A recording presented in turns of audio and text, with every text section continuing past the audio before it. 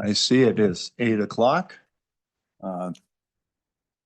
So if you would like to begin, or you want to wait a moment, or At your pleasure. no, why don't we begin on busy day. Thank you so much. Suzanne Norton, Administrator to Construction Management and Secretary to the State Building Commission. I'd like to turn it over to Ms. Shelley Lovato, who will be assisting us with administrative process through the meeting. Good morning, Chairman. This is Shelley Lovato. I'm the Office Manager and Executive Assistant at the State Construction Department. I'll be taking roll call now. Superintendent of Public Instruction Dagenfelder. Present. Treasurer Meyer. Auditor Racinas. Secretary of State Gray. Here. Chairman Gordon. Here. Senator Driscoll. Senator Landon. Excused. Representative Nicholas. He is excused. Okay. Here. Said here. Driscoll here. So Bob. Oh. Oh, Representative. Good. oh, Representative, Senator Driscoll, is that you? yes, I'm here. Had a hard time finding my screen. Thank you. Okay. Representative Nicholas Here. and Representative Angelos. We have a quorum, sir. Very good. Please proceed.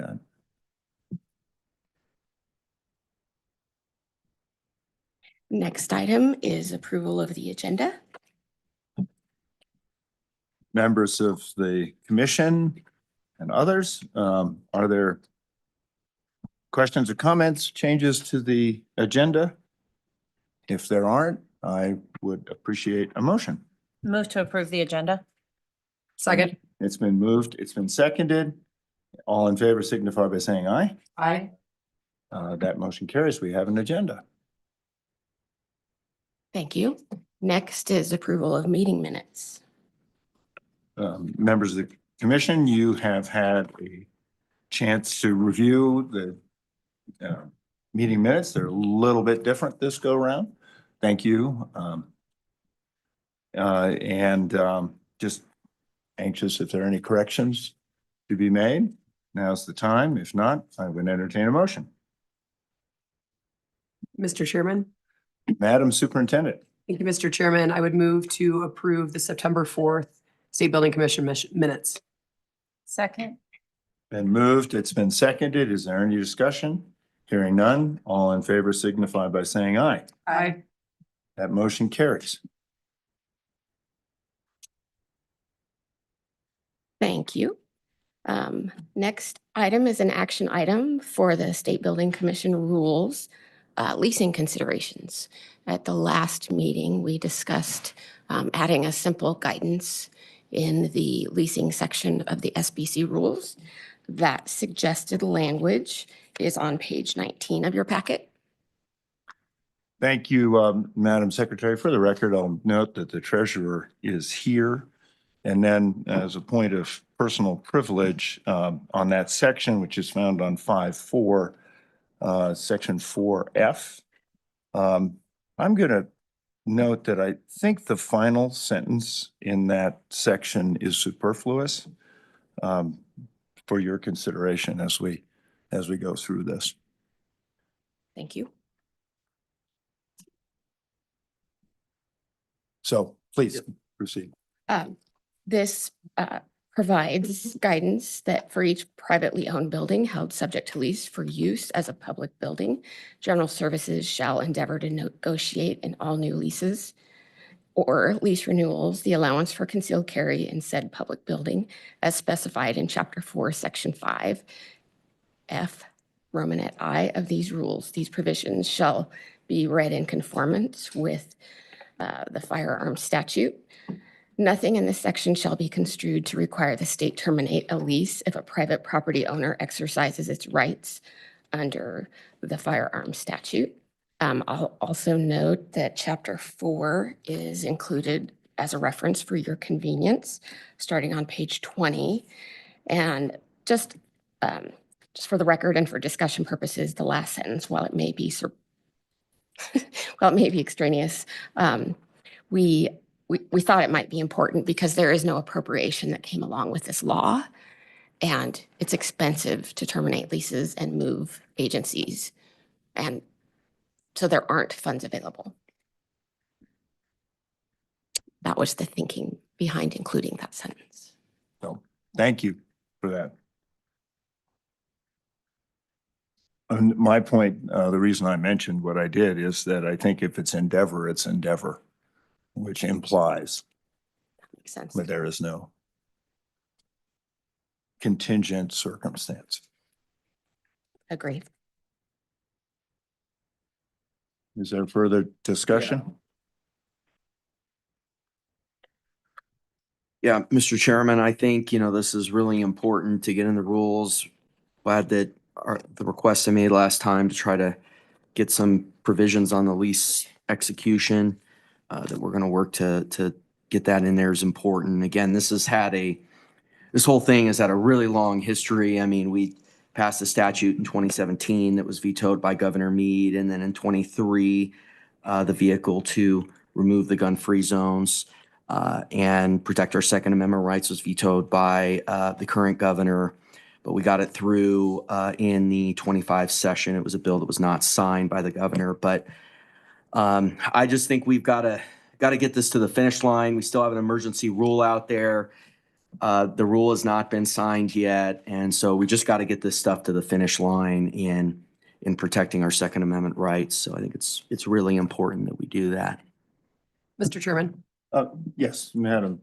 Thank you, Mr. Chairman. And this question might be better suited for A&I, but I would endeavor to guess that they are going to be, while this rule promulgation takes effect, and in knowing the time period that takes, that they will follow this language in any new leases. I know that's verbally been the case before, but just want to clarify on the record. And before you get started on that, Mr. Secretary, I wanted to say how much I appreciated you bringing up at every occasion the 24 bill, HB 125. I thought you might appreciate the actual veto letter, Thank you. which talked about the fact that in that bill, the legislature violated the separation of powers. There's nothing in there that says we're against gun-free zones. In fact, you'll remember that I brought up to this board the fact that we should continue to work on making that happen. And this board passed rules prior to the legislative session this year that if the legislature had enacted them, would have allowed carry in this building during that time. You remember that. And Yes. now we are dealing with rules that are not significantly different than this. So appreciate you bringing that up, but I wanted to make sure. Well, thank people you. I understand. remember this. Oh, and by the way, both of those letters are posted on our website. And I Yes. think they're part of the LSO record. Well, thank you, Mr. Chairman. I remember this letter. It is a classic of many of the tactics that are used to try to prevent insiders, to try to prevent conservative bills from going through. I've always had this question for you. I had it last time. Yes, I have this question for you on this letter. How on earth does getting rid of gun-free zones, which was identical the way the bill was worded for the most part, how does that impinge on the separation of powers? Explain that to me. Because the legislature with that bill, sir, took to itself all the powers that this board normally exercises under their purview. So furthermore, just to note that it obliterated the work that had already been done on being able to carry in schools, for example, Uintah County, et cetera. And I felt that it was a particular point of, I guess, ambition. But you and I can talk about this Yeah. later. And what else would you like to argue Well, about? Mr. Chairman, I'd like to respond to the inaccurate points. That's the key thing. It didn't obliterate anything from Uintah County. It said that all of the gun-free zones are done away with. So the districts that in the intervening period had decided to do away with them were in the same boat as everybody else, and they were a minority. I just don't know where these arguments in this March 24 letter came from. They, the ability to get rid of the gun-free zones in the executive branch areas was also in the 25 bill. It was identical in these respects. And so this bifurcation you're trying to draw, in the 25 bill, by the way, you did not sign. It came into law without your signature. So this distinction you try to draw between the 25 and 24, I'm not getting at it. And the 25 letter was very inflammatory. It contained a number of statements about the conservative majority in the House that were just not necessary. So I just don't understand this distinction. Happy to, I've Chairman. reviewed this letter many times. And Mr. Secretary, I'm Yeah. going to say I take the Constitution seriously. And I do as Article well. 2 talks about a separation of powers. You want to talk about something else? Yes, I take the Constitution seriously as well. The 25 bill did the same thing as the 24. So I'm not understanding this distinction, but absolutely, let's keep going. And Okay. um, I think now, Mr. once Chairman. again, we have wasted time, and thank you, Mr. Yeah, Treasurer. and Mr. Chairman, and really, this forum here is about doing business with this committee. It's not to have a stage for the secretary every time this topic comes up and every time there's some bill that you had vetoed that he had during the legislative session. He uses it as a political platform to have a discussion that necessarily has absolutely nothing to do with the work that this committee does from time to time to time. And I'm tired of my time being wasted by the You're Yeah, but correct. Mr. Chairman, I need to frustrated respond on to those this. So let's- inflammatory Yeah, you comments. can Mr. Chairman, respond. Yeah, this is yeah, done. need to respond to those. Mr. Mr. Chairman. Chairman, I'm going to recognize, I I'm talked- recognizing the superintendent, Mr. Secretary. and then I'd like to go. Thank you, Mr. Chairman. I would move to approve the SBC rule revisions with the amendment of removing, excuse me, the last line of new language of section 4F. Mr. Chairman, That motion has been made. Is there a second? Mr. It's been Chairman, I'd like to seconded. comment. Any discussion? Mr. You Chairman, may I would- have the yes, discussion. thank you, Mr. Chairman. I'd like to respond to that. I take deep umbrage at the treasurer's false comments. I was responding. No. I gave you your time. You need to give me my time. Stop interrupting, please. Are you gonna You give will order? be respectful. No, you I'm very will respectful. be I'm very respectful. No, I have you are responded to these false statements that you not. I'm made letting in your you- letter. You made false statements in your letter, and I'm responding to them very respectfully. Mr. Secretary, my letter is available for anyone to review. It is on our website and the LSO's Mr. Chairman, website. You can You make, just interrupted me, Mr. Chairman. I would like to make my Mr. comments. Secretary, that is my prerogative. So you can just shut down people just because you like it. I can tolerate Yeah. your Mr. Chairman, conversation. I Right want to now, you respond. wanted to respond to the Yes, treasurer. yes. Please go ahead. His false statements, I was responding to the governor handing me this letter. He handed me a letter and made false statements about that letter, and I responded to them. So that's all I'm doing, Mr. Treasurer. Your issue What should be what with the fault- governor. What's false state? You know, we are wasting time, and I'm happy to take this offline with you, Yeah, but I'm trying to figure out what false statements are in this the letter. 25 bill was identical to the 24 bill. There was no abridgment of the executive branch. It is an incorrect statement. It was an excuse given to veto this bill, just as you came up with excuses not to sign the one in 2025. You handed me this letter. I'm not going to allow these false statements to go without And a respectful debate. Just Mr. as Charlie Chairman. Ward did. Mr. Chairman, I would call for the I think question. we are Call- done. The question, question's been called question. for. All in favor signify by saying aye. Aye. Nays? That motion carries. There's the 25 letter for you. Thank you. All It right, also now we can contains move on. accuracy. Thank you, and please apologize to everyone who's been part of this conversation. This is not the way normal conduct should be handled in this meeting, and we are talking about building stuff. I You- agree. you- Mr. Chairman, you- I'd like to comment on that. Mr. You Chairman. know, you want to comment Yeah. on everything, so go ahead. And Yeah, I'm going to thank you. recognize the And I want to superintendent tell who had you, questions the for. interruptions and the screaming of the treasurer are totally inappropriate. We need to have, like Charlie Kirk did, respectful debate, which is what I've been trying to do on this topic. So these Mr. continued Chairman. interruptions, the shutting down, the screaming have just been totally I don't, inappropriate. And Mr. we'll Chairman, continue to this have is that not the respectful forum debate. for Right. pontification. And I agree. that's- and I I'm didn't start tired the of it, and pontification. He handed me the that's letter it. with these false statements. So, So thank you. Madam Superintendent. Thank you, Mr. Chairman. Director Bach, if you could just speak to, as this rule promulgation takes effect, we know that it can take months to do. And so just for the record, can you speak to how within that time, the agency will be working with our leases? Thank you very much, Governor Gordon, Superintendent. My name's Patricia Bach. I'm the A&I Director. We already have language that we're going to use. We're going to be we're starting to renew leases upcoming in the next couple months. So our language will reflect what the rules say, and we will be addressing it with each of our lessees. And I just wanted to mention on that last sentence, we agree that that can be gone. It's not something that GSD needs in order to get those leases done. So we have our language ready to go, and they'll be dealing with it in the next few months. Thank you. Thank you. Madam Secretary. Mr. Chairman, just a quick summary. With that approval, we will compile the documents necessary for submission. The agency will send the packet for governor's permission to proceed by October 15th or earlier. There will be a public comment period that will be open.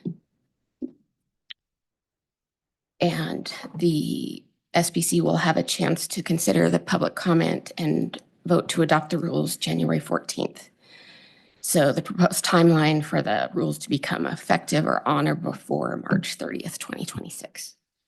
Very good. Item 3, I would invite Ms. Courtney Hines to the testimony table to support this additional authorization request to add to our capital construction. Madam Director, it's good to see you today. Good morning, Mr. Chairman, Commission members. It's great to see all of you as well. Today, I'm bringing you a proposal of spending other funds, special revenues, for a project to concrete the show center floor. It's a 50,000 square foot building on the state fairgrounds. Currently, it's a dirt floor building. We've had a partnership with youth hockey there for about 20 years, and they would like to work as a joint venture to make that essentially their permanent home. And so this would be non-fair revenue on a year-round basis, differentiation, but also from a biosecurity standpoint, we think that this is the right thing to do. It would be a joint venture utilizing private funding and public funding, but no general funds. Very good. Madam Superintendent. Mr. Chairman, Director Hines, it's Hines now, right? Thank you.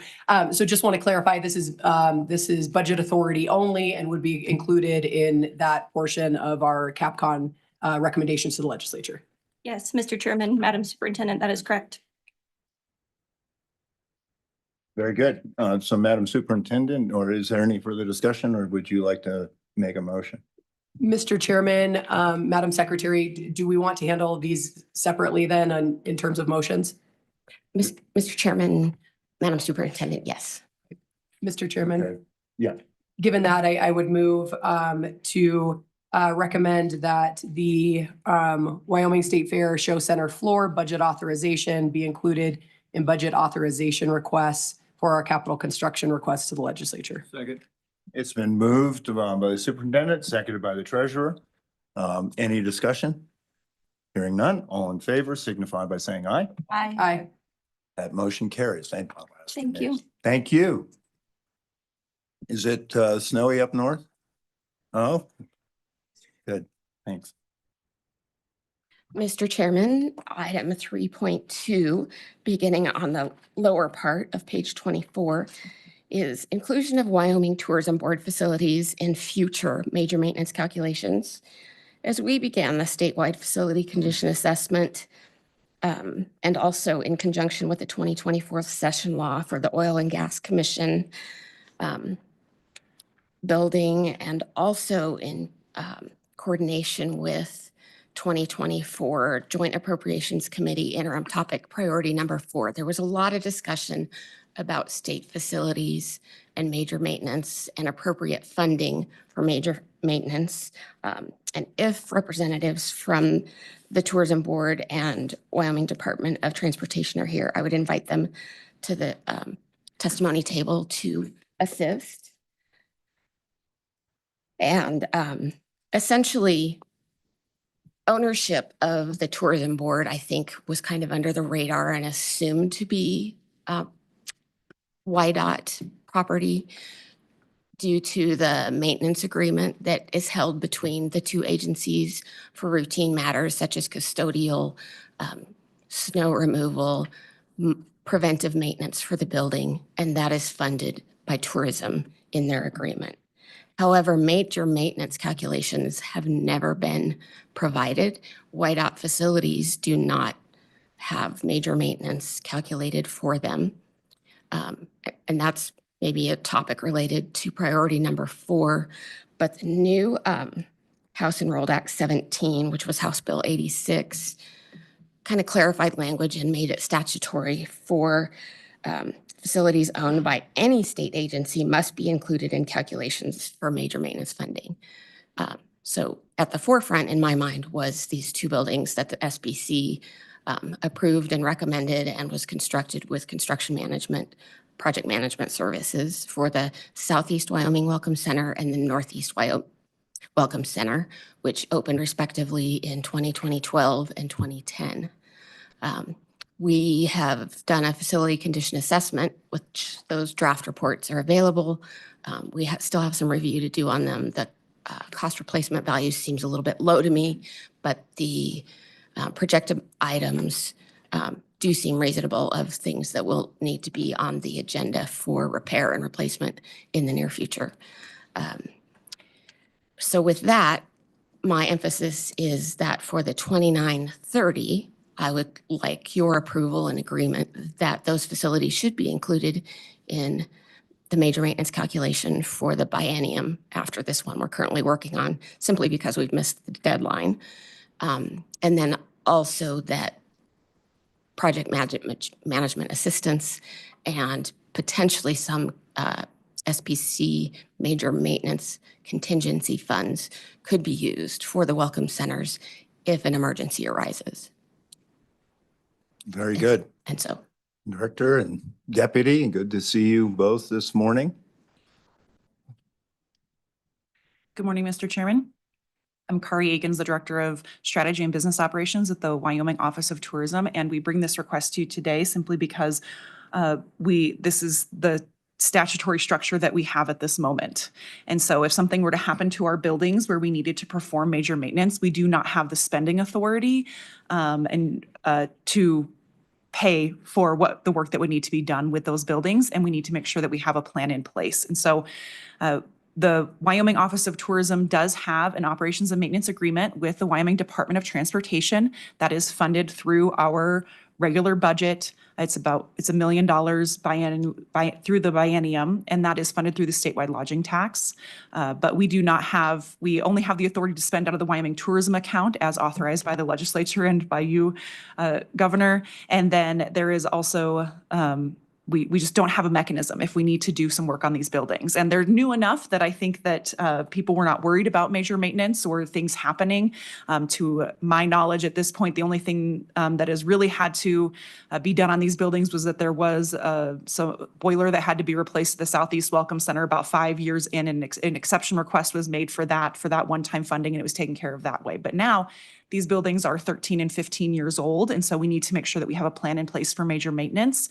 And so this is the avenue that we see as the best under the current statutory structure. Very good. Director Westby. Thank you, Mr. Chairman. Darren Westby, Wyoming Department of Transportation. Appreciate the opportunity to speak with you on this topic, and then also appreciate the concepts that we're working with the State Building Department on all of our state buildings within WYDOT agency. And currently, we do not have those square footages in the overall calculation within the state large building major maintenance calculation. And so we're prioritizing whether we're going to fix a roof or patch holes in a highway. And from a priority basis, for the last 15 years with our revenue streams, we haven't been prioritizing the vertical as much as the horizontal. And so this conversation all came to a head when we were looking at these two buildings. These two buildings are, as the secretary said, are on tourism's ledger on buildings. And so this is a great opportunity for us to correct at least these two buildings, get them on the major maintenance calculation. And then we'll work with JAC in this body going into the future for the other 484 buildings that WYDOT is in control of to see where we go from there. Thank you. It's amazing to me to think that was an award-winning building, and we had that award just, it seems like yesterday. But now to know that it's 20 years on, so thanks, Madam Superintendent. Thank you, Mr. Chairman. So this is an interesting one, and I have to say at first have been hesitant because I think that, you know, all those agencies that are not generally funded should be on the same even playing field, but I understand now. So really the big obstacle here is not having spending authority to be able to account for major maintenance. So if we were to move forward in this way today, is it possible that we can work with our legislative partners to look at righting this wrong, I guess, to ensure that that it is in similar operation to our other non-general fund agencies? Mr. Chairman, Madam Superintendent, certainly we're happy to operate under whatever the legislature thinks is best. You know, during our biennial budgeting process, we provide the latest that we have as far as the revenue that the state lodging tax is bringing in. And so it's, you know, up to the legislative body and appropriations on how they would like to best manage the use of those funds. Mr. Chairman, just follow up. Please follow. Thank you, Mr. Chairman. And also making it interesting, and I'll pose this in a question, even though I know this is the case, that this building was actually funded with general fund dollars prior to the Department of Tourism going off of the general fund. Is that right? Mr. Chairman, Madam Superintendent, that is correct. The Wyoming Office of Tourism was funded through the general fund until the 23-24 biennium. The statewide lodging tax was passed in a bill during the 2020 session. And so then it was instituted July 1 that following year, collected revenue for 18 months, and then began funding the operations of the Wyoming Office of Tourism, as well as the reserve account. Thanks. Further questions? Yeah, I have a couple. Mr. Secretary. Well, thank you, Mr. Chairman. A couple questions here. You know, I was in the legislature for the lodging tax bill, and part of the understanding was that the tourism department would totally go off the general fund. So do you have a objection to using the tourism account for these major maintenance dollars? Mr. Chairman, Mr. Secretary, we do not have an objection. We just currently do not have the spending authority. Okay. Well, I think that we should make that clear in the motion. You know, it's just, there's a lot of money in that account, and I think that, you know, there's always a debate on what to do with it, but at the very least, we need to be, you know, clear in the original intent of the legislation, which is that all things that have a Department of Tourism nexus are paid out of that account. Mr. Chairman, Mr. Secretary, thank you for pointing out how well tourism is doing in the state of Wyoming. It is. It's been a lot of, you know, the projections on that were that it was just going to pay for the amount and then a small inflationary increase. So what's the current balance in that account?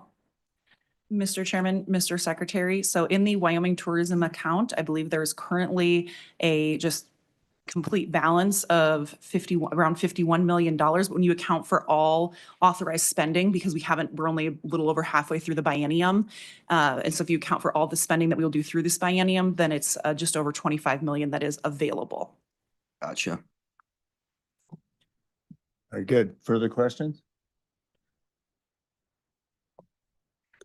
All right, what's the pleasure? Mr. Chairman. Madam Superintendent. Thank you, Mr. Chairman. I would move that the commission authorize Construction Management Division to provide contingency major maintenance funding and project management assistance to the Northeast and Southeast Wyoming Welcome Centers in coordination with the Wyoming Department of Transportation and the Wyoming Tourism Board, and include both facilities in the statutory major maintenance calculation, beginning with the next biennial budget request, 2029 to 2030, due to the Wyoming Tourism Board's inability for spending authority. Thank you, Madam Superintendent. Is there support for that motion? Second. There is a second from the auditor. Mr. Any Chairman, discussion? Yes. I you have may that. two amendments. I'll just do it as one, but both is to include the Wyoming Tourism account as the source of the funding. So in point one, after the word assistance, I would like to add from the Wyoming Tourism account. And then in two, after the word calculation, would like to add with the allocation from the Wyoming Tourism account. Thank you, Mr. Secretary. Motion has been made. Is there a second? Mr. Chairman, may I ask a question or do I Sure, need to please, second the yeah. motion first? I agree with that in theory. However, on the change to number one, the issue for the time being is they can't access that spending authority regardless of whether they have the money or not. So I agree with clarifying that the 2930 request would come from tourism, but they can't do that right now regardless of the amount of money they have. So I guess I'm letting the secretary know I'm happy to support the second part of that motion, but I don't think the first part I don't think they can do that. I don't think that fixes the problem for the time being. Mr. Chairman, and maybe Mr. we asked Ms. Secretary. Norton this, my understanding from the briefing is both of these motions require further legislative action. But I agree the wording of the first also and made me wonder what was going on there. But then when I asked the question, my understanding was that both of them require further action. So can I ask you for confirmation on that? Mr. Chairman, Secretary, I apologize if I didn't understand the question and answered incorrectly. Yes, the first one does ask for authority to use existing major maintenance funds that are not from the tourism account. Okay. And how long would that be for? Until July 1st. Well, Yeah, it would. July 1st. It Oh, would be yeah. at the depending next. on legislative action. That's Yeah, it requires some collaboration with the legislature. Mr. Chairman, if I Madam could ask Superintendent. a question. So number two of the motion as well, considering that that'll be the next biennial budget request, could we forego that and work with the legislature in the meantime? And then you still have at least the assistance with the welcome centers before that time? Would that be problematic for the agency?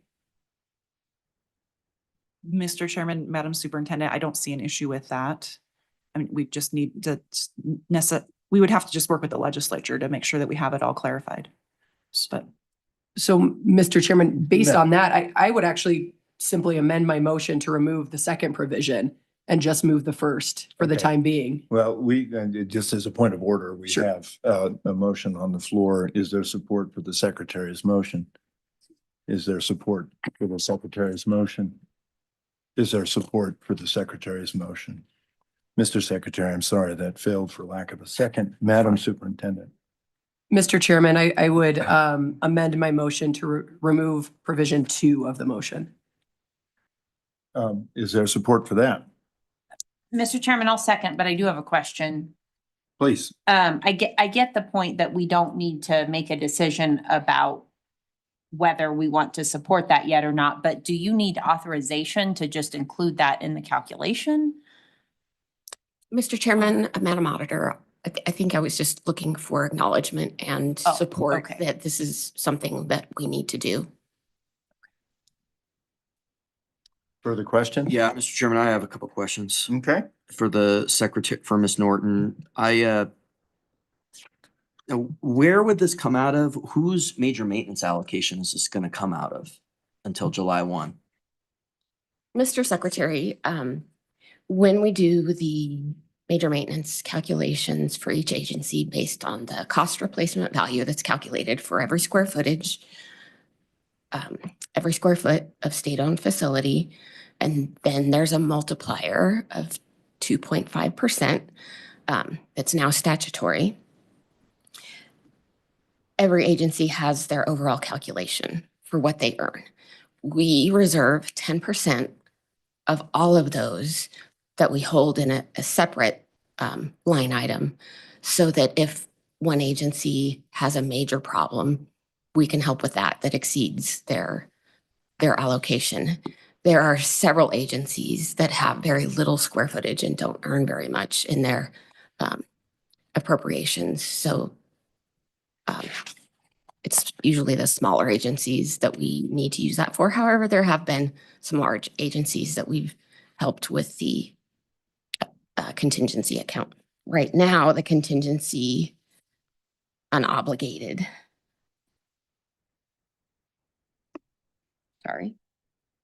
is about $9.8 million. So the answer is that you're gonna go into this 10% overage, which is out of the general fund. So the bottom line is the source is the general fund, right? Or is it SIPA? Mr. Chairman, Secretary, that's correct. Okay. And I think the legislature reserves the right to make whatever changes they find appropriate. So. Mr. Chairman, one more Madam. question. You generally come to us with substantial expenditures out of this contingency account anyway, right?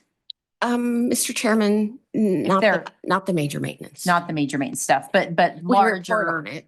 one-off type things, I believe you've brought to us. Mr. Chairman, we do report on Yeah. it at every Yeah. meeting. Gotcha. Okay. Thank you. Thank you. Further Yeah, discussion? Mr. Chairman. So, But at the end of the day, what we want to have is those, better get this a little closer. I guess at the end of the day, we want to have it come out of the tourism fund, everything for these two buildings for maintenance. Is that correct? Eventually. Mr. Chairman, Treasurer, I believe that I seems think to be the that's- policymakers' concurrence. Right, Yeah. right. Do we need any direction to actually say that? And I guess if we do, I'm not necessarily think it has to be a motion, but perhaps just a letter saying that this is what we'd like to see happen, or how would we communicate that? Well, and Or is that Mr. Treasurer, I think that's a good idea. I note that one of the joint appropriations members is here, Representative Angelos, and I bet she's probably taken all of this in. Mr. Chairman. Madam Superintendent. Thank you, Mr. Chairman. Mr. Treasurer, that was my intention of removing the second part of this motion, just to, I don't want any, inference that we support continuing major maintenance calculation into the next Right. biennium. Exactly, yeah. So I think, Mr. Chairman, probably the thing to do is go ahead and vote what's on the table, and then maybe have a brief discussion. Add in, I think, some of the suggestions by the secretary were appropriate. So I think we just go ahead and vote on this, and then how about you and the secretary getting together, drafting the letter for us? Yeah, let me recognize, Representative, is there any comment you would make, and I thought I'd go to the other liaisons. There we go. We got it working. Thank you, Mr. Chairman. I will note that for sure. Can you hear me? Yep, we should. Okay. I will note that for sure. I think that we would share the same. I mean, I know I personally would share the same, that it should come from the tourism, but I'll just note it and make sure that the other JAC members are aware. Thank you. Thank you. Senator Driscoll, if you're on, I wanted to give you an opportunity. Mr. Chairman, I concur. I think being we have money in that account and it's their money and their deal. I think that's the correct way to go. And I kind of think appropriations will probably take this up and carry it on through and immortalize it. Thank you very much, Representative Nicholas, not to be left out. Thank you, Mr. Chairman. I just sent an email to the LSO asking them to draft a bill doing just that. Thank you. And so we'll either we'll give that over to appropriations or transportation can pick it up as well. Thank you very much, Mr. Secretary. Well, thank you, Mr. Chairman. And yes, on the treasurer's point, happy to meet with anybody here and anyone to advance our state and work on that letter. I think on this motion, though, the way it's been sort of gradated down to this immediate action, I think I'm going to be voting no. I mean, per the treasurer's comments and our comments earlier, you know, when we passed the tourism tax bill, it really was an understanding that the lodging tax would pay for the Department of Tourism in its entirety. And I think to create this exception for, you know, whatever, 5 months, I just don't get a good feeling about it. I mean, the legislature is going to be meeting here in early February, could make it effective immediately, this major maintenance allocation out of the tourism account. I think we'd get that by early March. So, I mean, I highly doubt they'll be asked to pay back the funds in the interim 10 months for the remainder of the biennium. And so I just don't think, I think there's not a compelling reason I'm getting here for us to violate the understanding of the legislature in the 2020 bill on House Bill 134, which was the lodging tax, and that understanding there that the tourism department in its entirety would be funded out of the account, and was just discussed. You know, there's a lot of money there. I guess 25 million after their projection on what they're allocated to spend in this biennium. So I'm going to be voting no because I just don't think for a 5-month stopgap, it's going into the general fund is a good move. So. Thank you, Mr. Secretary. Further discussion? If there is none, all in favor signify by saying aye. Aye. Nays? That motion carries. Thank you. Mr. Chairman. Madam Superintendent. Thank you, Mr. Chairman. I would just note that many times with moves such as these, we don't get them perfect in the legislature and policymakers. And so that's why we keep working at it and we make sure that we fill these stop gaps and we'll fix it in the next session. Thank you. Thanks very much. Thank you both.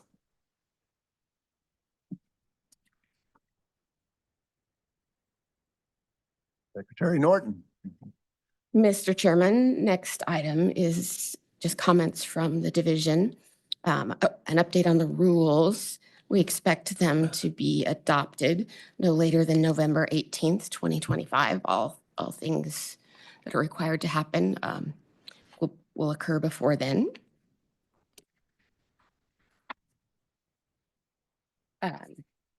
Any questions regarding those existing rules? Questions, Chairman, I have Mr. one last question. Mr. Chairman, what do you anticipate the amount being for the Southeast and Northeast Center in this allocation? Stopgap. Mr. Chairman, Secretary, it could be zero. I don't know that it will rise to that they need any financial assistance. With the facility condition assessment process, it was nice to be able to get our eyes on the facility, see how they're doing. There have been a few things that have been identified as like a 3 to 5 year need and some as a 10-year need. So Yeah, and keep me updated on that, Ms. Norton, because in my opinion. Mr. Secretary, can you please turn on your microphone? Thank you. Yeah, Ms. Norton, Secretary Norton, if you could keep me updated on that, because, you know, my opinion, you know, the tourism account should reimburse the general fund on that amount, or at least the state construction department. So just keep me updated on where we're at on that, and I can help, you know, keep the legislative partners updated. So, you know, now that it has passed, we can maybe get a reimbursement. Mr. Chairman, Secretary, absolutely. Okay.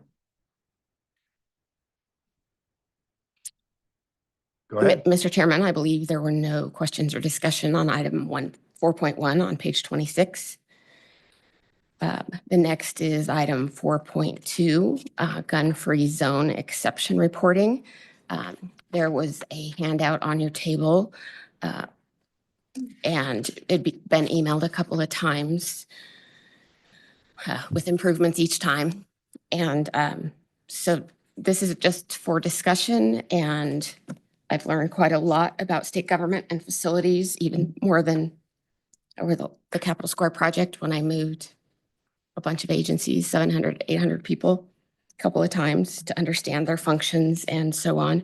I'd summarize this by saying there are 4,091 addresses in the statewide property master list. In the attached spreadsheets, there are 300 exceptions listed, which is about 7.3%.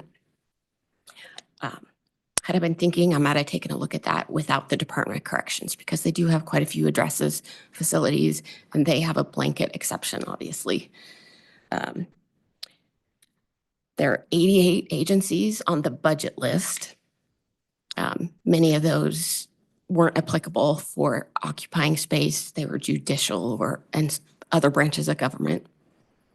There are 20 boards of commissions, which generally have a very small staff, and 20 of those are there are like 135 boards and commissions. 20 of those have staff that are in A&I space, which those office spaces have no exceptions. Page 2 lists all of the agencies that have no exceptions. Page 3 lists the statutory reasons for gun-free zone exceptions.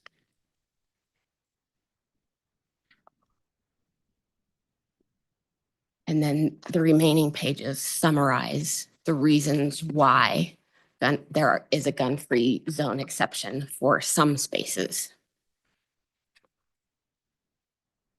Madam Secretary, I want to thank you for putting this together. I recognize it's been a big lift and it is still a work in progress.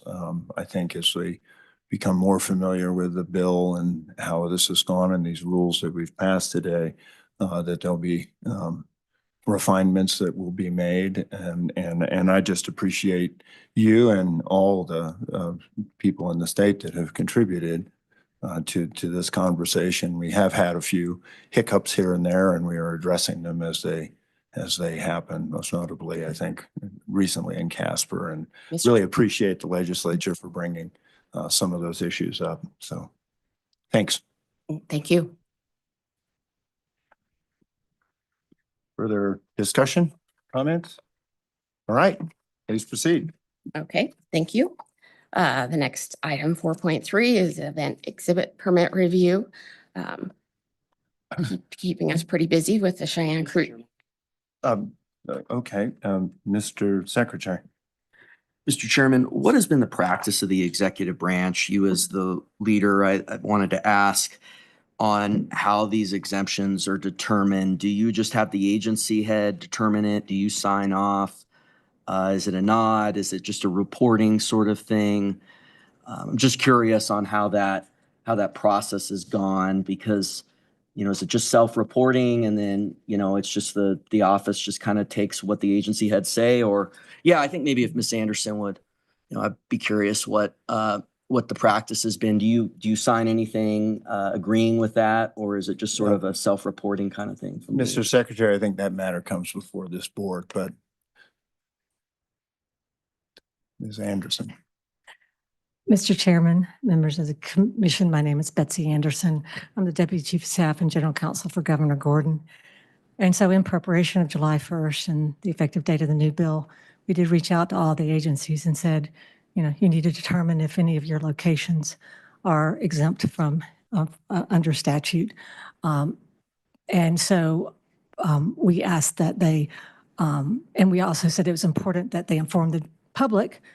If the public was to come to visit your facility, they should know in advance. And so we asked that they work with their attorney general in determining what locations and facilities they have that meet the exceptions. And then I did go to the Chief Deputy Attorney General, Ryan Shellhouse, and said, for consistency purposes, that the AGs for all these agencies actually work with the AGs for the State Building Commission. And so they were to work with Devin Kinney and Tabitha Wolf to ensure that everybody was playing consistency, same purposes. And so they did that, and then they posted that on they should post that on their website to indicate to the general public. I will say, Mr. Secretary, we had some pushback on some stuff, and I'm saying we push back to really a more narrow interpretation. And then we did have some hiccups along the way, and so we had to address those and get that ironed out. But at the end of the process, it really is the directors, to your question about, does the governor sign off? It was the directors working with their attorney general rep and the attorney general reps for the State Building Commission. That's where the decision lies. We don't have the governor's office knows a whole lot about all the executive branch, but the directors know way more about the details and the weeds about their operations than we do. And so we have a great set of directors and a great cabinet. And so we let those make those decisions as the final decision. Please, Mr. Secretary. Mr. Chairman, I got a couple follow-ups there. So just want to, and you can correct me. I want to make a series of statements. Please correct me if you view any of these as incorrect. So you view, other than the governor's authority to remove agency directors, which, is in most agencies other than the statewide electeds and a few other exceptions, you view the governor's office mainly as a pass-through, meaning receiving that agency director's view, and then it just sort of gets posted, and that's what happens. Mr. Chairman, Secretary Gray, we certainly review the materials. Again, there were some situations where we felt compelled to reach out to the director and question some of their decisions. But again, they know so much more about their operations and the details and the weeds, especially when you look at some of the very large agencies. And the governor picks the best people and the people that we know are going to do the right thing. And so I don't think there's any problem in basically letting them make those decisions. Well, yeah, Mr. Chairman, thank you. I'm just asking questions, and so appreciate your answer to the question. I mean, ultimately, it all does rise to the top, all the agencies, but because they all serve at the pleasure. But I think the other question I wanted to ask was, did the Attorney General review that analysis of the decision tree, that it would be the directors that would ultimately just post that, and did they agree with that process? Mr. Chairman, Secretary Gray, they were not involved in that part of the process. They were involved in the process of, these are the exceptions that are allowed, and does this facility meet, and do those operations meet that exception? At the end of the day, facilities are governed by the State Building Commission. And so that is the ultimate authority over state facilities.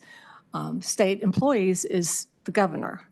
And so, but this July 1st was here and decisions had to be made. And so we moved forward with that process.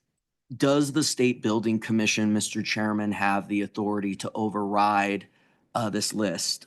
Because it says here that this is just, and I'm not saying I have any prepared.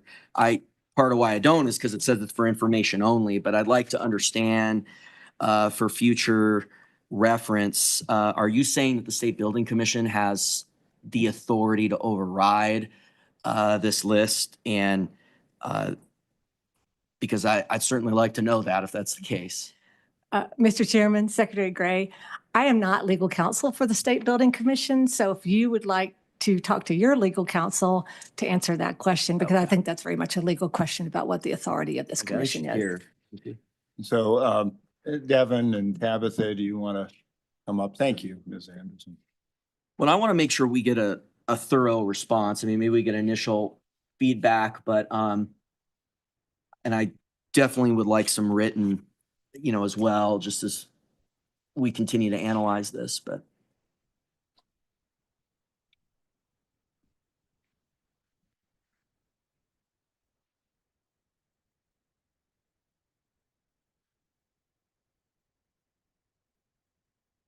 It's red. All right. Yep. Chairman, Secretary, yeah, I would agree with the notion, at least And there is a slight caveat. I mean, I would point to the language of the statute that's there on the summary sheet. 95106A, that first sentence says, the State Building Commission is authorized to adopt rules and regulations relative to the operation, management, and use of any state leased or owned building. However, the next sentence then says, if the operation, management, and use of a state leased or owned building is assigned by statute to any other state agency, that agency may adopt rules and regulations relative to the operation, management, and use of the building different than those of the commission. So insofar as we are talking about an agency that falls into that second sentence, that when the management and use of the building that we're talking about is that agency's purview, then no, because that agency is the entity that is in charge. They have to follow the statute. They do have to follow the statute just as local governments do, but just as, obviously they are part of state government, but in the same way that you have no authority to dictate how the local governments do it, you don't have authority to dictate how those agencies do it, at least not as the SBC, you do not. But if we are talking about those other agencies, which are probably the majority of agencies, I don't know whether it's the majority of buildings or not, but it is the majority of agencies, insofar as we're talking about them, then yes, I would say that the State Building Commission, because you have the authority to govern the operation and management and use of any state leased or owned building. Again, that doesn't fall into that exception where they'd manage the buildings themselves. Okay, I'd like to examine this more with you. Maybe we'll set up a meeting and get some written feedback, because I think we need to get a little more color on this, on what exactly the authorities lie. And then ultimately, all of the agency heads, with some exceptions, serve at the pleasure of the governor. So, I mean, that's an important point on the line of authority here, but I'd like to examine this more.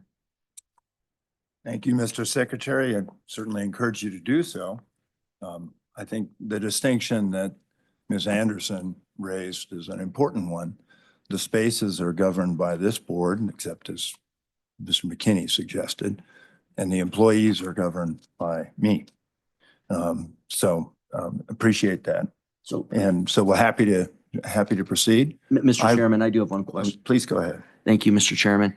How do you envision then, as the chairman of this board, a challenge, if it were to occur, playing out? And obviously, I'm not saying it, want to examine it more for a coming meeting, but how would you envision that going? Mr. Secretary, there have been multiple votes in which I've been overruled, and I've always respected those. If that answers your question, I would encourage you to follow the law, because there are some places that are called out in the legislation. And I would also encourage you to spend some time understanding. We've spent several months doing that, but I certainly encourage you to do as you see fit. Well, Mr. Chairman, what were you referring to on votes being overruled? You mean the vetoes? No, Mr. Secretary, I'm suggesting that there have been times that this board has taken actions that are contrary to the way I have looked at it, and I've respected those actions. I can't think of anyone right now, but I'm sure if we would examine the minutes, we'd find some. Okay. And ultimately, the answer to your question is yes, I would respect the will of this board if it decided that it would. I'm not sure the word overrule makes, because this is really the State Building Commission's work, but if it decided to change it, would I respect that? Yes. Yeah, I really push back on that, Mr. Chairman, because we've never taken a vote on this list. In fact, it says at the top for information only. And so I really push back that there's been any assent by this board. And I think that's part of my question is Fair enough. how has this board ever granted assent if the ultimate authority is from the board? Fair enough. Yeah, and I think as chairman, that's something that in my opinion, you should be concerned about.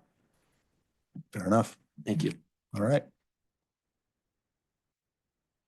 Any further discussion? All right. Mr. Chairman, item 4.3 on page 26 provides a summary of the event exhibit permit review. Forthcoming in the next report will be quite a few permits issued for the legislative session.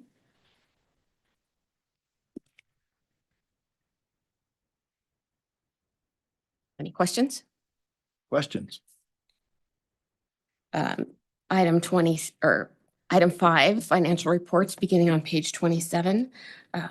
We have the summaries of the SBC contingency, and on page 28, the SBC flex appropriation, the state facility inflation reserve, and cost escalation de-escalation. There have only been minor changes since we met just a little bit over a month ago.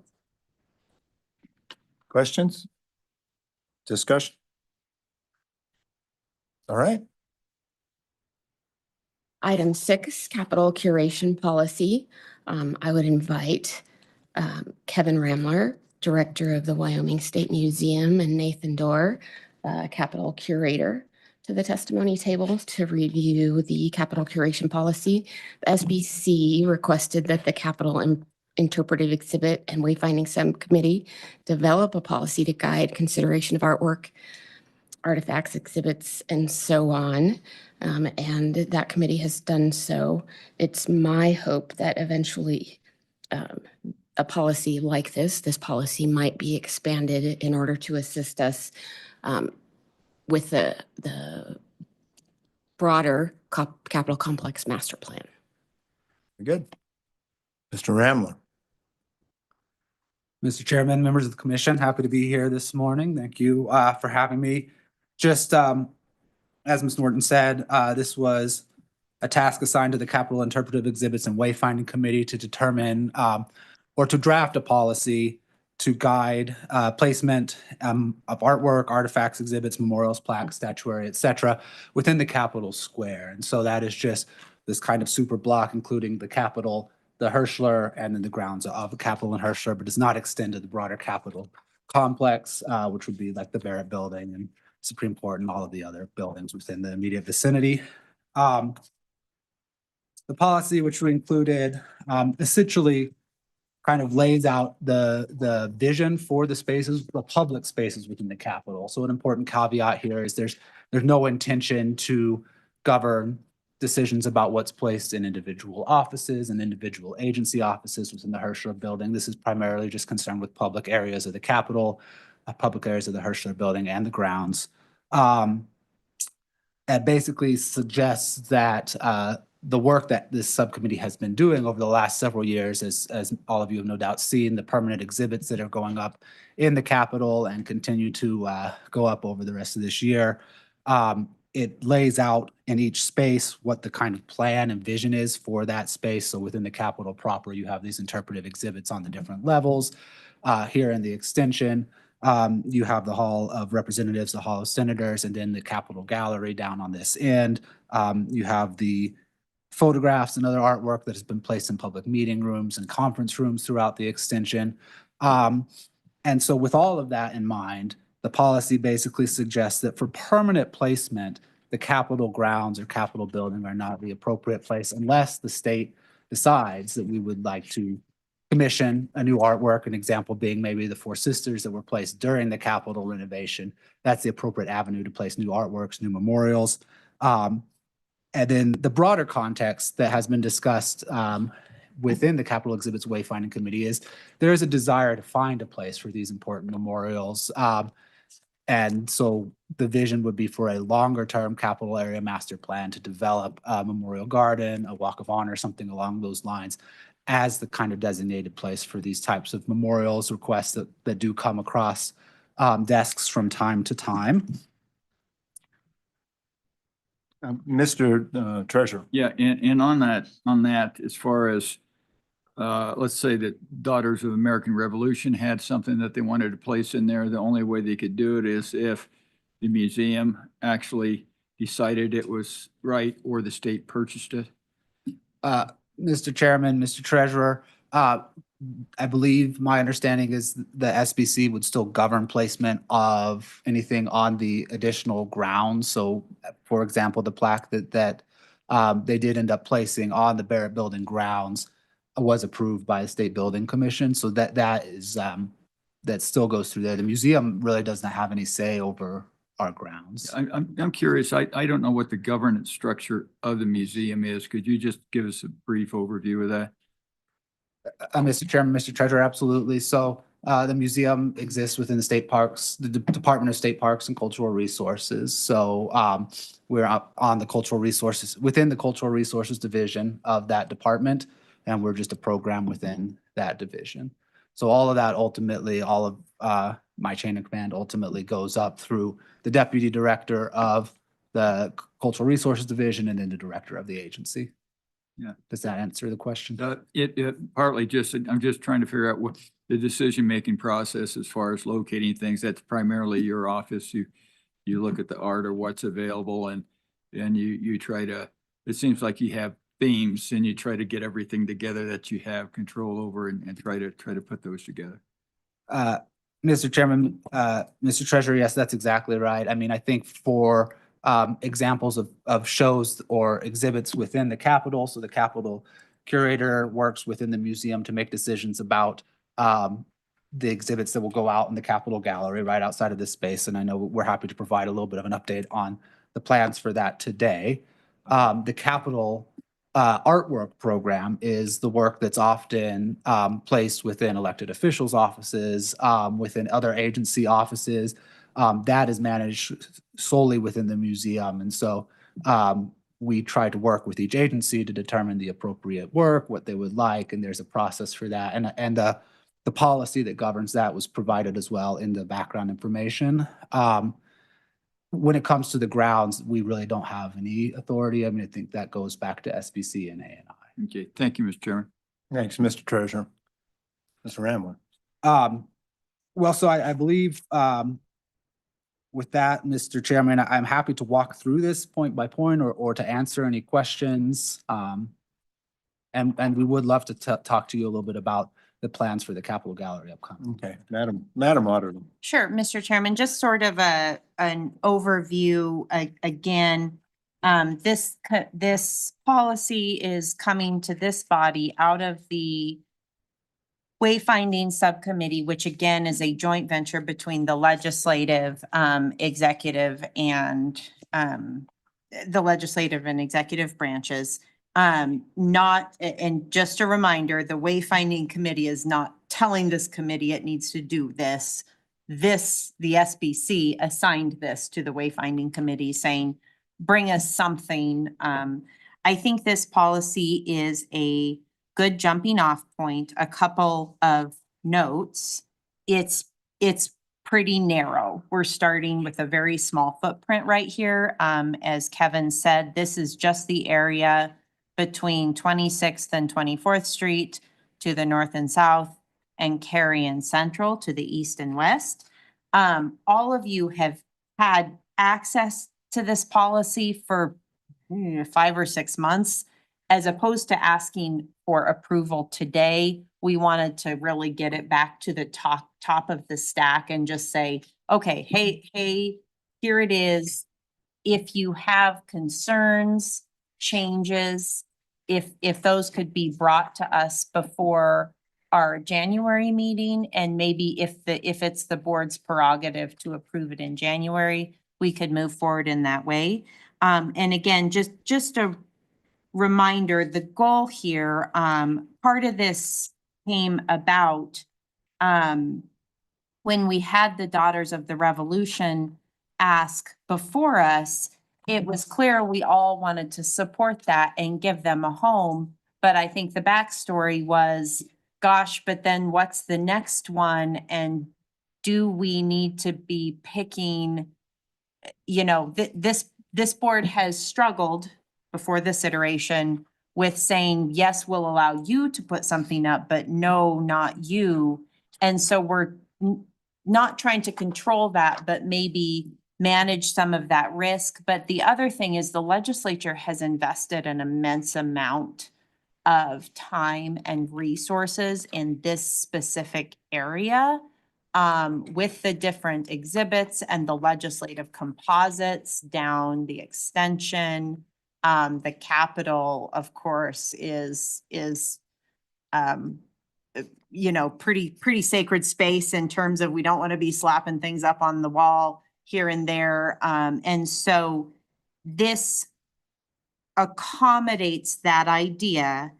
And one of the fears, I think, is that, oh, but what if somebody comes along and has something amazing to give? Is this policy going to allow us or not allow us to accept that? And the answer is absolutely not. First off, let's keep in mind it's policy. And so if we really want to, we can dispense with policy just as quickly as we put it into place. Not that we should. Second off, anything really amazing, you know, if we get a former elected official's historical artifact, all of that can and should go through the museum donation process anyway, because they're the right people to care and protect those assets. And then those assets can be placed anywhere, even within this space. And then, of course, the other concern would be more temporary exhibits, and those are already captured through the temporary exhibit process with Director Norton. So that's, and Mr. Ramler, please correct anything I've said. But again, this is sort of a narrow start. It would not include, for example, anything related to the Path of Honor, which this board has already voted to have not in this very narrow square. So with that, I'll stop. I think, I don't want to steal Nathan's thunder, but the Capitol Gallery has sort of exploded in interest and excitement. So I'll look forward to an update from him. And Madam Auditor, thank you. I would only add one thing. I think the other thing is nobody approaches this board with the idea of placing something if they don't want it to have some prominence. And so the challenge then is how do you make sure that each place has got the special care that it deserves? And I think that is the motivation here. Representative Nicholas, I see you're on our screen. Did you have something to add?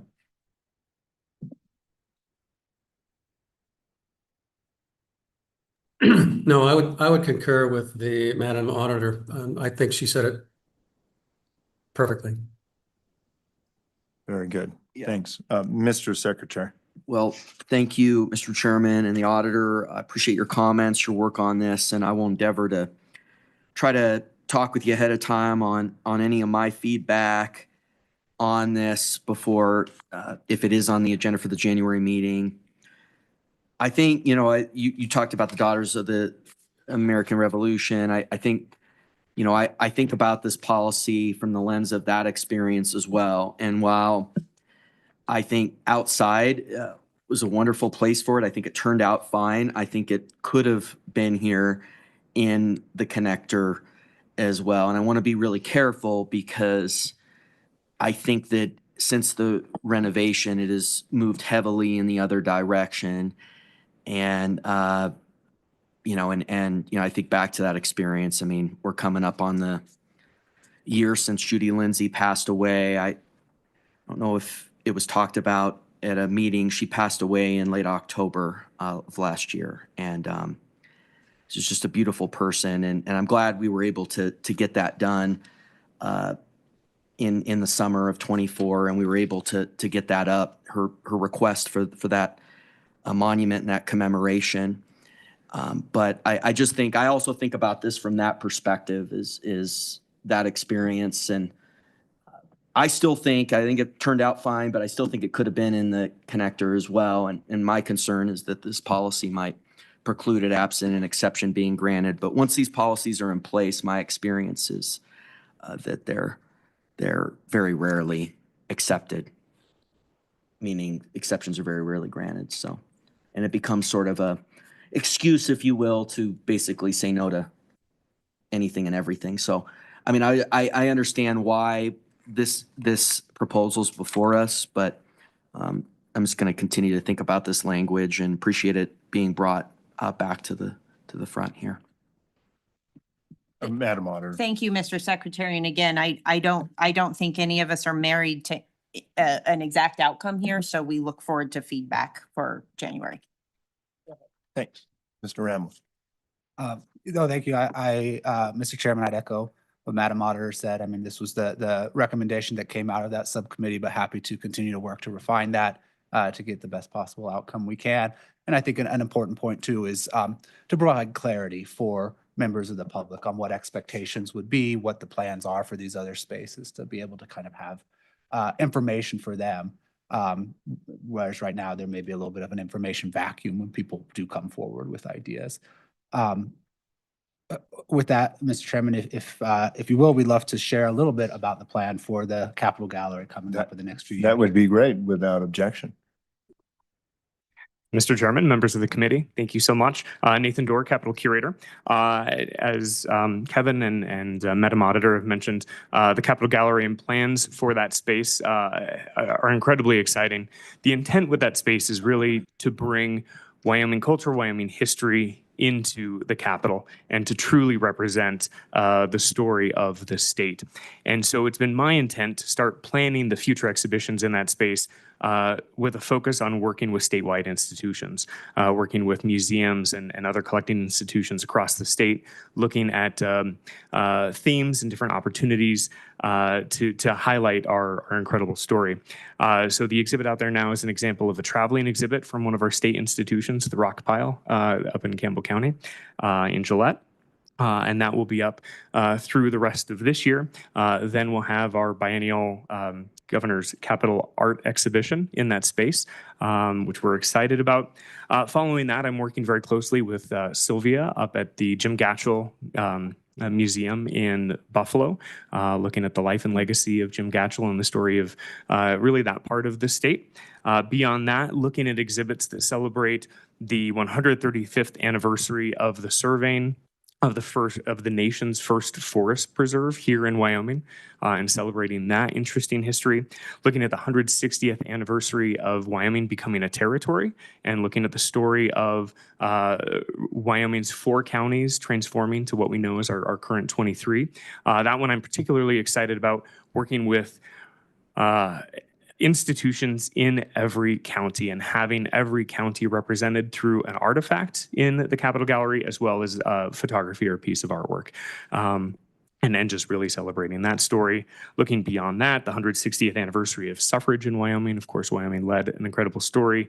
We have some great institutions here in Wyoming that celebrate that, and then well beyond. So that schedule takes us to about 2030, and I'm actively talking to partners throughout the state just to make sure that truly statewide representation in that space and a variety of compelling stories.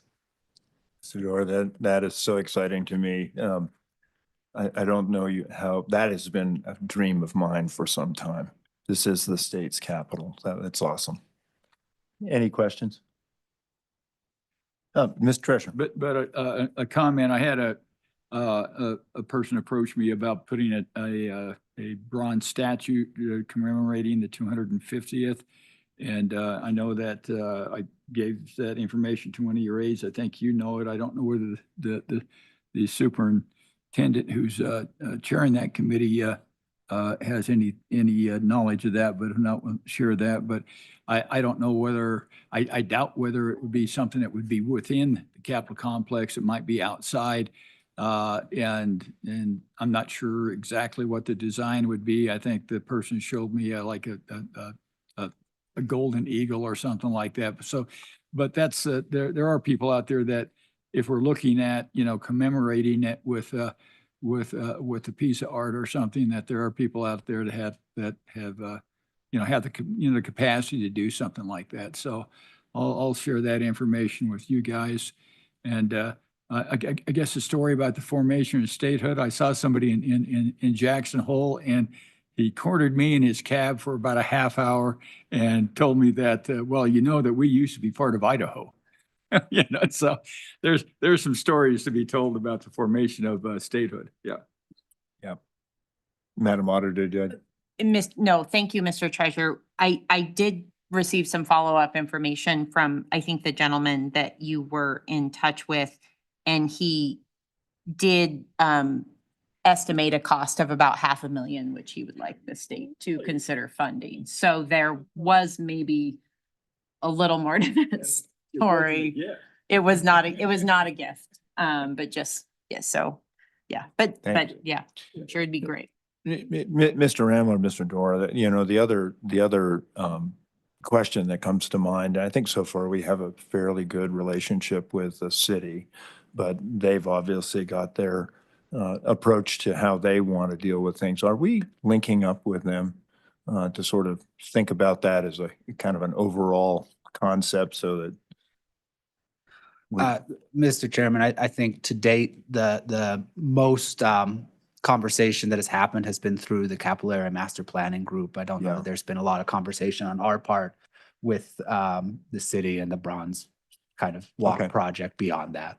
Yeah, so that might, and Madam Secretary, I know we have the mayor from time to time on the master planning group, and it might make sense to sort of think about because I think they continue to add, and I think there's some good opportunity here to really make this the showcase that it needs to be. Mr. Chairman, noted. Thanks. Great, Thank you so thank you much. both. Thank you. Any questions? Right, please proceed. Item 7, capital construction major maintenance project updates. Turn it over to Mr. Dave Webb. Mr. Webb. Mr. Chairman, Dave Webb, State Construction Department, Construction Management Supervisor. We're going to start on page 36. So we'll go through a few of these. I think we beat this horse enough in the last couple of months. I'll just touch on a few of these. Wyoming Boys School is planned to be completed this month. That's Wyoming Boys School Maintenance Storage Building. Page 38. Riverton State Office Building. We have a task force meeting on October 28th where we'll go over the level 2 and finalize that.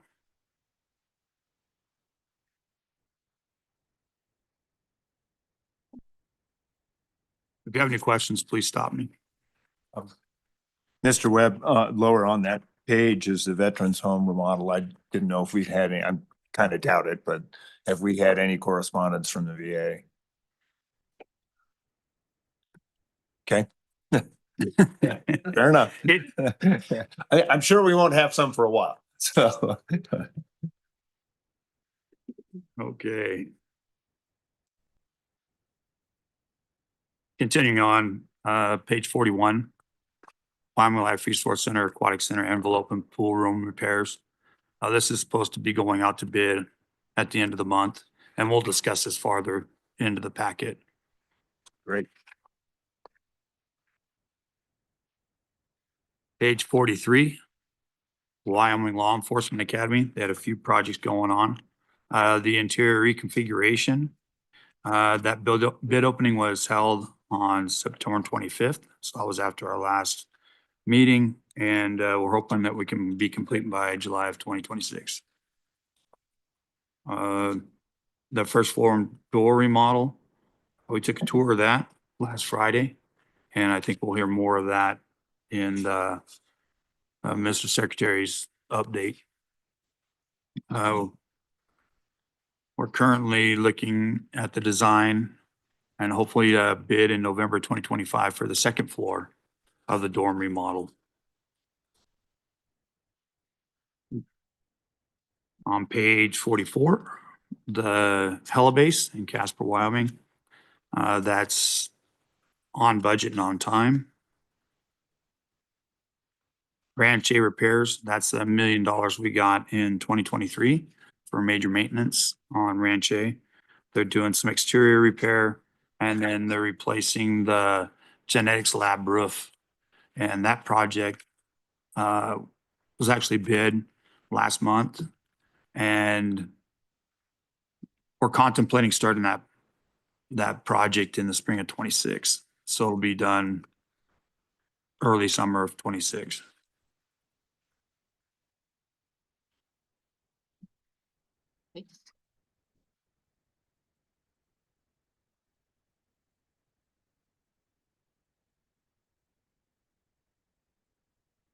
And then on the last page, page 48, Wyoming Capital Acoustics Project. We got 95% construction documents. We're looking at going out for bid for the HVAC repairs later this month. And then the final one is the facility condition assessment project, and that's statewide. And that's all of our project managers are in this.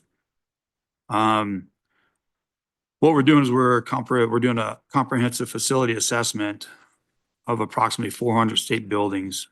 That totals about 6.5 million square feet statewide. Right now, we've assessed every building and we're reviewing, as they come in, we're reviewing the reports. And Mr. Webb, just as a point of information, please correct me if I'm wrong, but what we've done effectively today is to add the 2 buildings from tourism to that list of work. We've already added those buildings to Yep. the list. Yep, thank you. So the previous assessment was in 2015. We're estimated to completion of this assessment in the spring of 2026.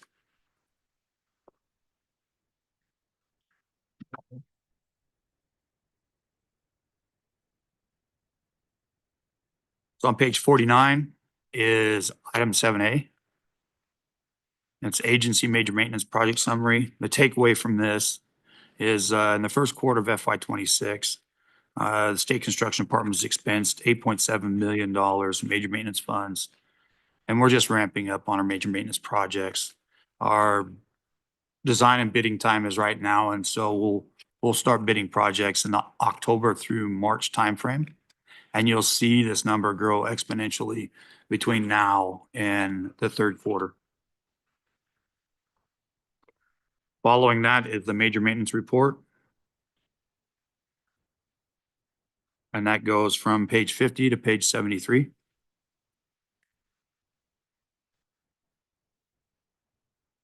Unless you want me to go through every line item, sir. No, unless there's questions.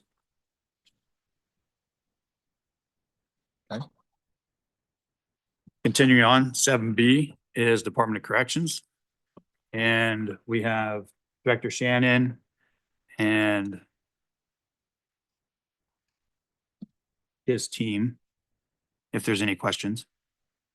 Questions? Mr. Chairman, on the facilities, the sum of the remaining contract, how much of that is going to be carried forward? That, I mean, the contract's complete, but you've got money left over. So I'm just wondering what percentage of that you think might be going in and to a remainder account. Is that where it goes? Mr. Chairman, Treasurer, are you, You're referring to 7A? Yeah, the pages 50 through 74, whatever. There's amount remaining after every contract. And I'm just wondering whether it just stays in the major maintenance account. That's where it's at. Mr. Chairman, yes, it stays in the major maintenance account of the agency for which the funds are allocated. Okay, and so even though they don't have any, I guess, anticipated use of the money for some time, it's not identified, it just remains in that particular agency. Mr. Chairman, Treasurer, there are many, many, many projects planned by each agency for those allocations. No, I was just thinking that if you know, if a contract's done and it's completed and it's under budget, that rather than leaving it there, we put it back in the contingency pool and don't have to have necessarily a general fund appropriation to fund our contingency account. But, you know, that's something we can get into the details to see whether that's totally unworkable or whether it's something that might work. Yeah. Mr. Chairman, in each facility plan process that we conduct every spring in each agency's facility plan, they have identified essentially projects for every penny within those allocations for their major maintenance. But yeah, I would look forward to more conversations so that I understand where you're coming from. And so if you got an extra $3 million left in one agency, they just say, oh, well, this is on our mind, we'll do it. And then it necessarily, it might need to be done, but there's no, I guess, prioritization across all agencies with excess funds. Mr. Chairman, Treasurer, I would say there are not excess funds, but there is a little bit of lag in manpower and workforce No, to we'll have that deploy the conversation funds. later. Thank you. Thank you. So continue, Mr. Chairman, continuing on. Page 74, 7B is Department of Corrections. Other questions for the Department of Corrections? Yeah, I do have. Okay, sure. Is Dan, Is Director Shannon is here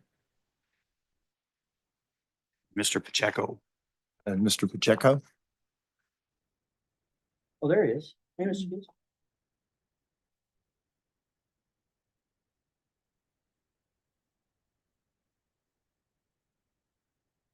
Good morning, Director. Thank you. Please. Thank you, proceed. Mr. Chairman, Director. Just want to get a little report on how we're doing on the security upgrades.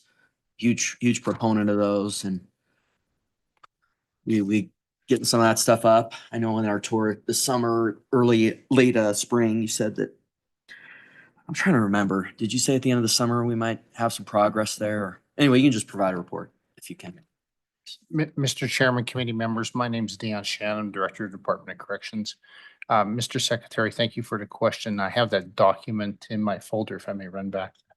Grab it real quick. I apologize.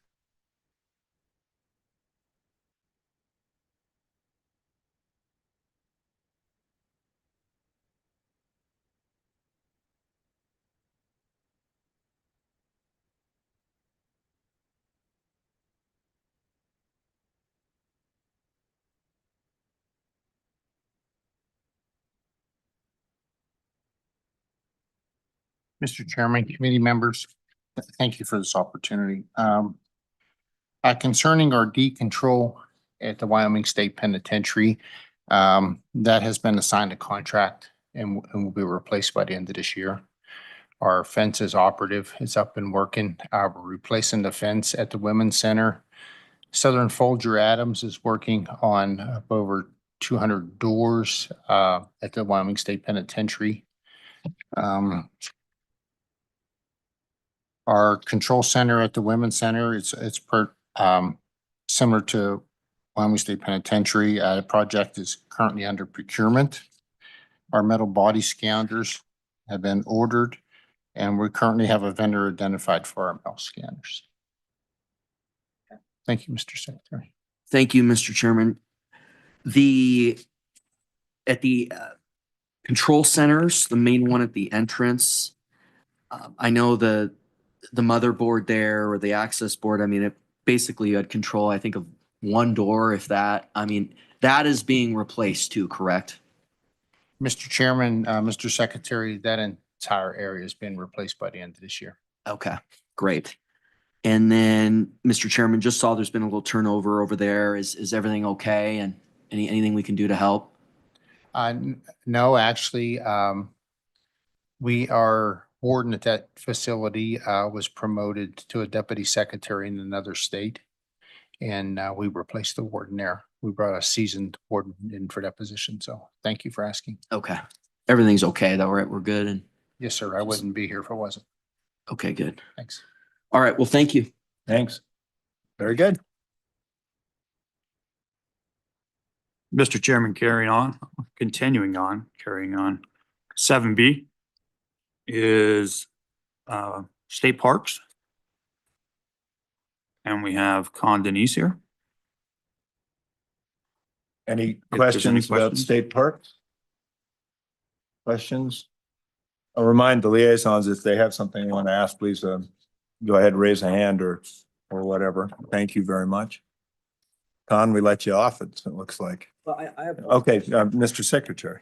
I'm just curious. I've seen the billboards on Quebec One. Like in the marketing, the skull. Like what does that mean? Like what did that coming out of your sessions? Like it is very prominent. I've certainly seen it a lot. But what is like? Because I've gotten a couple. Somebody asked me about it, and so like there's been some more marketing. What have been the conversations around that? Mr. Chairman, members of the commission, good morning. Colin Denise, Construction Engineering Manager for State Parks. Mr. Secretary, it's a great question. I would say it's not part of my purview, but from the discussions that I remember, it was when they were going through the interpretive design, it was some of the station folks there would say it would take 60 seconds or something from when the button was pressed to get to the other side of the world to make that cause. So I think it's basically a skull with the missiles behind it, but I'd certainly be glad to get some more information and get that back to you on the interpretive thought behind it. Okay, yeah, if you could, thanks. And Mr. Khan, you know, it's interesting to me because the challenge coin that Pete Hegseth has is very similar to that. I thought it was the patch indicating the actual, you know, unit or whatever. That's what they wore on their Yeah, I think it's a tradition. I think that's why Secretary Hegseth chose it in part. Oh, interesting. So That's really interesting. Yeah, if you get back to me, I'm curious. Will do, Mr. Chairman. Yeah. I would add, since I'm up here, you know, very proud of the impact our agency has. We were actually an RPA gold medalist finalists again this year. We were up against Ohio State Parks and Florida State Parks. Unfortunately, we did not get the big award, but I think it shows the impact of our agency. You know, Ohio State Parks' budget is north of $100 million. Similar with, I'm sorry, I said Florida State Parks. But I'm proud of the work that our agency does and the impact with the amount of resources we have. Yeah, and thank you. Wyoming does punch above its weight. And, you know, we have really done a great job. Thank you. Yep. Mr. Chairman, and of course, it's with the support of the commission and the legislature that we can continue to roll how we do. Great.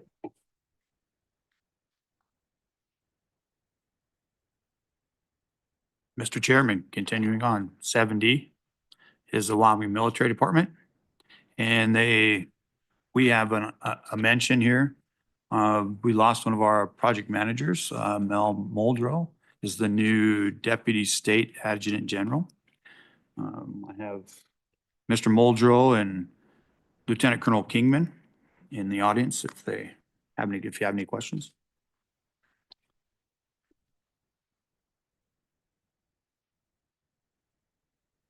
Good morning, Lieutenant Colonel. Good to have you here. Mel, how many different iterations are we going to see of you? Mr. Chairman, I don't think I'll answer that one. Mr. Chairman, Mel Muldrow, Deputy Director, Wyoming Military Department, Military Affairs Office. Just wanted to make a quick comment if I could. We did submit a report to the committee. We would like to give you an update on a couple of them that have changed. So I will turn that over to Lieutenant Colonel Kingman to give you a quick brief on that. Morning, sir, Chairman, commission members. Just a quick update on 3 items from the report. First, under item number 2, budget session 2018 projects, line Bravo, the Guernsey Training Site, Command Readiness Center and Headquarters Building. I made a trip to the Army National Guard headquarters last month and worked with the staff up there and got some updates. We will be receiving initial design authority in the federal fiscal year 26 upcoming, where we will begin the design of that facility. That is also tied to when we were here last month, asking for the design funds for that facility. So we are moving out with that now. It is a 100% federal facility. So I know there's some discussion last month about reimbursement of those funds. And I do believe that that is possible and will be happening. So appreciate the commission support in that. And we're moving out to begin design that facility, which is very much needed up in Camp Guernsey to be able to continue their mission up there well into the future. Second, moving on to a budget session 2024 requests, the Camp Guernsey Entry Control Point. We also received initial design authority in FY26 for that project. We believe that project will be termed an unspecified minor military construction, a UMC project. And there are some changing policies and ways that the National Guard Bureau is kind kind of getting after some of their funding, and we expect to be very competitive to potentially move left in timing to be able to execute that. So that is exciting news as well. That's a 100% federal project to basically rebuild the entire entry control point up at the camp coming off the highway there. And then finally, an update for on item number 8 for federal year 26-27 for military construction and sustainment, restoration, and modernization projects.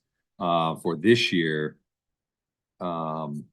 we have much coming this year once the federal government passes an appropriation, either continuing resolution or a budget this coming year.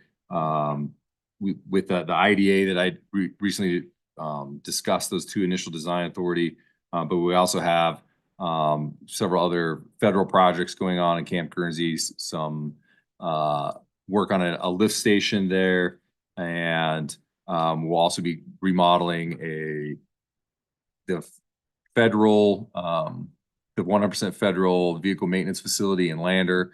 Be doing an expansion there, and we are positioned well also to get after some work in readiness centers. Should we requested last month, $5 million in the upcoming biennium in capital construction funds, which we would pair 50-50 for our readiness centers, which are 50-50 split between the state and federal government, to allow us to get after some sustainment, restoration, and modernization of those facilities. So those are the 3 quick updates I have for the commission, pending any further questions. Thank you. Questions? Appreciate you being here. Thanks very, very much. Madam Secretary. Mr. Webb. Mr. Chairman, continuing on, we have the 7E, University of Wyoming Capital Facilities Report. I see Vice President Maya is in the audience. Oh. Are there any questions? Come on down. Vice President, I bet your new West Side stand got a lot of use last Saturday night.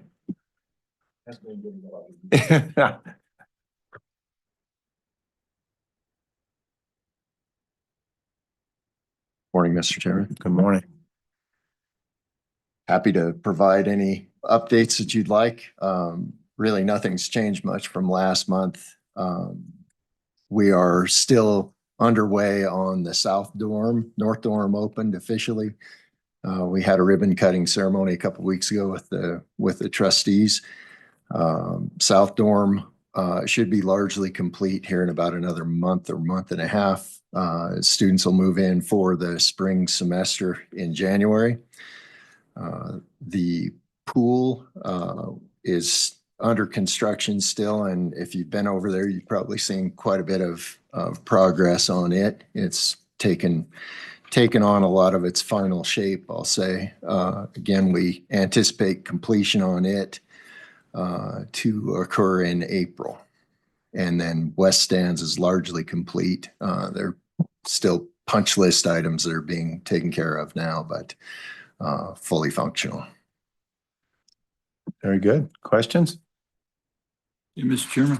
Mr. I had a chance to go over there and kind of drive around after the homecoming parade, and I'm astounded at the amount of construction that you guys have put together over the last few years. So one of these days, Bill, I might call you up and say, okay, give me a walk around, because really it's really looking good. I think we're starting to get to the point where we're competing with CSU and other regional colleges, and so I'm looking forward to higher enrollments. Mr. Chairman, we'd certainly be happy to have you. We always love to show off those buildings, and even the ones that are currently under construction.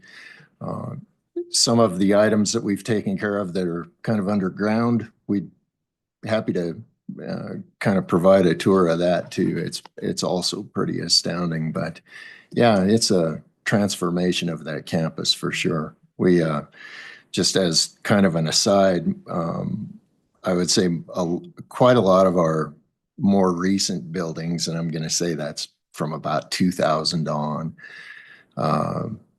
haven't had building plaques in them. And so we're right now trying to come up with those commemorative plaques for each of those buildings that don't have them.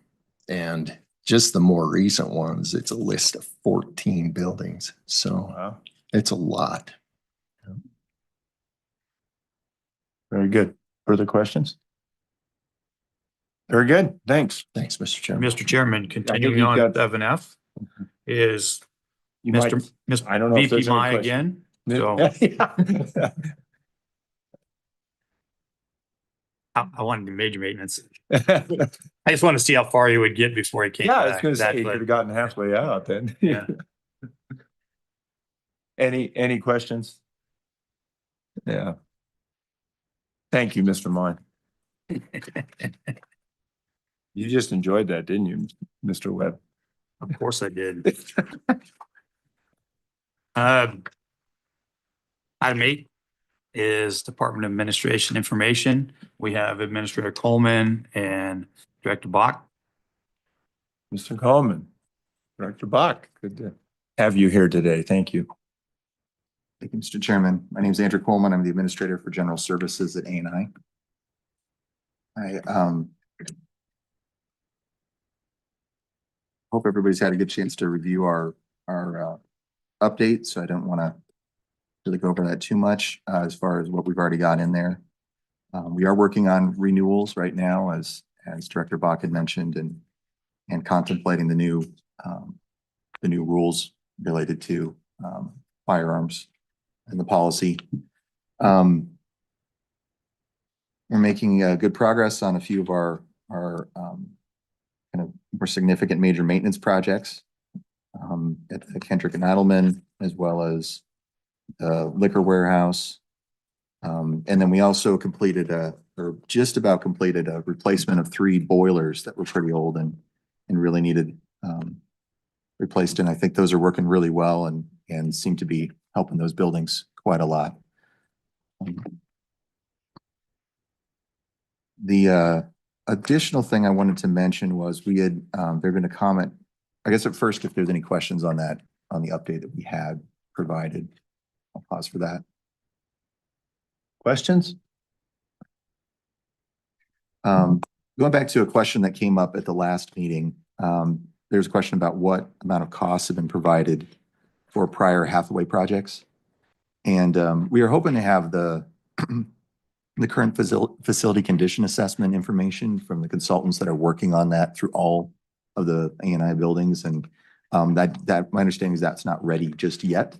But I did want to follow up with the information we do have from the past projects. And the 5th floor construction, so this goes back to 2012. Excuse me. The 5th floor construction, when that was renovated back in 2012, cost about 2.5 million with construction and professional services. There was a roof and penthouse project in 2013. It cost about 275,000.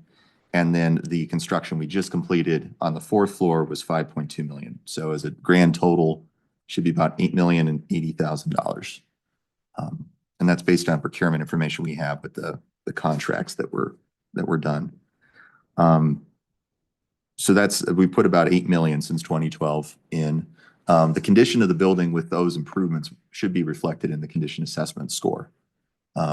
So that's 8 million we don't have to do in a sense. So it's made the building more valuable, and the replacement cost would be higher because of the more modernized condition of the building, at least in those areas that have been renovated. So I hope that answers the question that had come up last time. And we'll look forward to getting that more, as we've gotten little by little, the condition assessment notes from the consultants. Those have been really great. So Thank we'll you. keep looking forward to more. Yeah, I have a Questions, please, Mr. Secretary. It's okay if we ask questions on leasing, right? The Sutherland situation, where it's a $1.5 million lease. This has been one. Heck, I think I talked to you about the grocery store the other day. I don't know. I mean, if we're in a little bit of a cash crunch here. I mean, is there any indication or anything you're studying to look at that lease? I mean, what is it, through 2035 or something? And it's got this huge escalator. There's always been a lot of questions on this lease. 2037, I think, I guess, what's the escalator? What's going to be the final rent payment in 2037? I mean, it's going to be right now we're already at 1.5 million. And I know we have that out there in extraordinary situations. I mean, I think what we saw with a lot of these allocations in the 22 and 23 legislature leading us to a cash crunch now, and we might be able to, I think there's an argument there that this cash crunch, maybe that provision needs to be executed. So I guess I have two questions there. I mean, what's that escalator? Where are we going to end up at on that in 2037? And have you studied at all getting out of that lease? Mr. Chairman, Mr. Secretary, I guess on that first question, we'd need a minute to be able to pull up that specific lease. I think the pay table in there should help us. I believe there should be a pay table in there. Our current leases, we have that spelled out. The age of that lease, it was drafted at a little bit of a different time period. All right.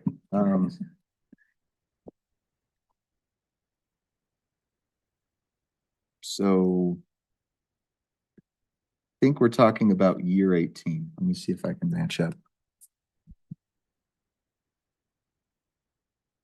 Yeah, the lease went into effect in 2019. Interesting timing, and it goes till 2037. All right, I think I'm looking at the correct line. Would be 1.9 million, 1.956. Okay, and what's that year-to-year escalator? Do that really quick here. We don't have that spelled out in the lease, so let me just do some math real quick.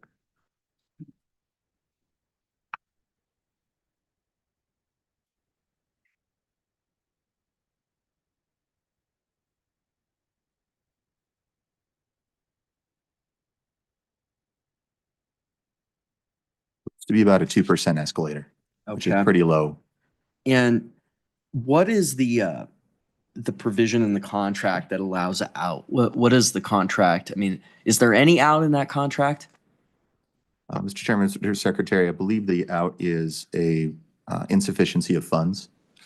We do not have an elective sort of no cause termination, but I believe there's likely a for cause termination, but also I think an insufficiency of funds. That's the main one. Okay. Let me pull that up. Yeah, have we talked to the AG on what that, I mean, we got a little bit of a cash crunch here now. I mean, what does that mean? I'd be curious, and them thinking about that issue. Yeah, I think we've thought about it in the past, and I think it's going to kind of depend on the specific situations as to what would meet that. I don't know that we have any prior examples of when we've ever executed. We have that in our leases as well. Our other leases, that's kind of a standard Attorney General's language. But I don't know that we have any examples of when we've ever activated that. Okay. So I don't have like a similar situation to say, when this hits, this is what we took action on. I also think it'd be good to note that the building holds hundreds of folks and would be very difficult to replace as far as square footage for that. I think what would be more likely would be us trying to figure out how we can make better effective use of that building. And we've looked at that at some opportunities to see if there was ways to move other agencies into that space and maybe have workforce squeeze in a little bit more. And they've been really good at working with us on that. We had looked into that for the DFS office that we ultimately moved to the airport, to that building. And we found that it just was not going to work for what DFS needed, the size of DFS, as well as what workforce needed in their size. But I think if we were in needing to look for places, I think we'd want to try and see if we could squeeze more people in there first before looking to try and find another building that could hold 200 or so folks, which I believe is about an accurate number of how many people work there. Chairman, Secretary Gray, I would note that it's a $19.87 per square foot lease. Now, in the beginning in 19, that was just when I came in as director. So this all happened prior. But I got a lot of pushback during that time. And now it's actually one of our better leases because of the escalator being low. And it's not escalating as high as some other leases. If you look at the other leases, the majority of them are around 23. So what was the Sutherland problem has now become something that, as Administrator Coleman said, we're trying to find more people to go in there because it is a pretty good lease for us. Well, and I appreciate that and those comments, but the square footage is one point. I think it's to Mr. Coleman. And I think you're getting at it too, is that, look, if you're not utilizing the square footage as one agency with a $1.6 million lease, so, I mean, it's just, I think if we could try to get somebody else in there and vacate one of these others to effectuate some savings, or, I mean, what are the other options? But I'm not sure cost per square foot, necessarily, I understand your argument, but it doesn't necessarily indicate the space being efficiently used for what the cost is, so. Mr. Chairman, Mr. Secretary, I guess I'd add too is when we've talked, the earlier discussions we had originally about the DFS space took place when there was a lot more teleworking available. And I think Workforce Services has since utilizing that space more. When we was originally looking at a lot of teleworking happening, there was, I think, not a lot of utilization, but I believe they're pretty much fully back in there. And so for what we would be able to look at putting someone in there, I don't know that there's quite as much efficiency to be gained, but it is one of the things that we keep in mind when we look at new agencies that are trying to move, finding out, are there places we can utilize that would work well. And I guess there's another one I'll try to remember to report on once it's a little more finalized that we are working on, where we're trying to utilize we have a move happening and it's freeing open some space, and we're trying to use an agency from a more expensive lease to move into the existing lease we have at a very good facility with a good rate. So those are the kind of things we do look at is like, rather than trying to go get another space, let's keep the lower cost on the table and maybe move out of a higher cost location. We're still in the process on that, so I'd rather not, I guess, specify exactly what's happening, but yeah, that is something we ever look at. And Madam Director, I think, it is interesting. I think we had a different AG, we had a different governor, we had a different SBC, we had different leadership at all levels. I think one of the lessons to be taken, at least one of the ones that I'm most concerned about, is the amount of time that we locked up in that lease. And I hope we don't do that again.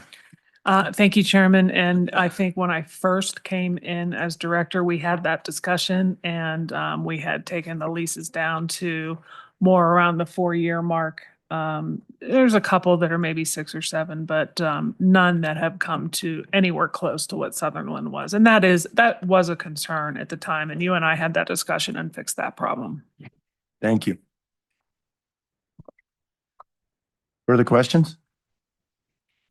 If there are none, then go ahead. Thanks.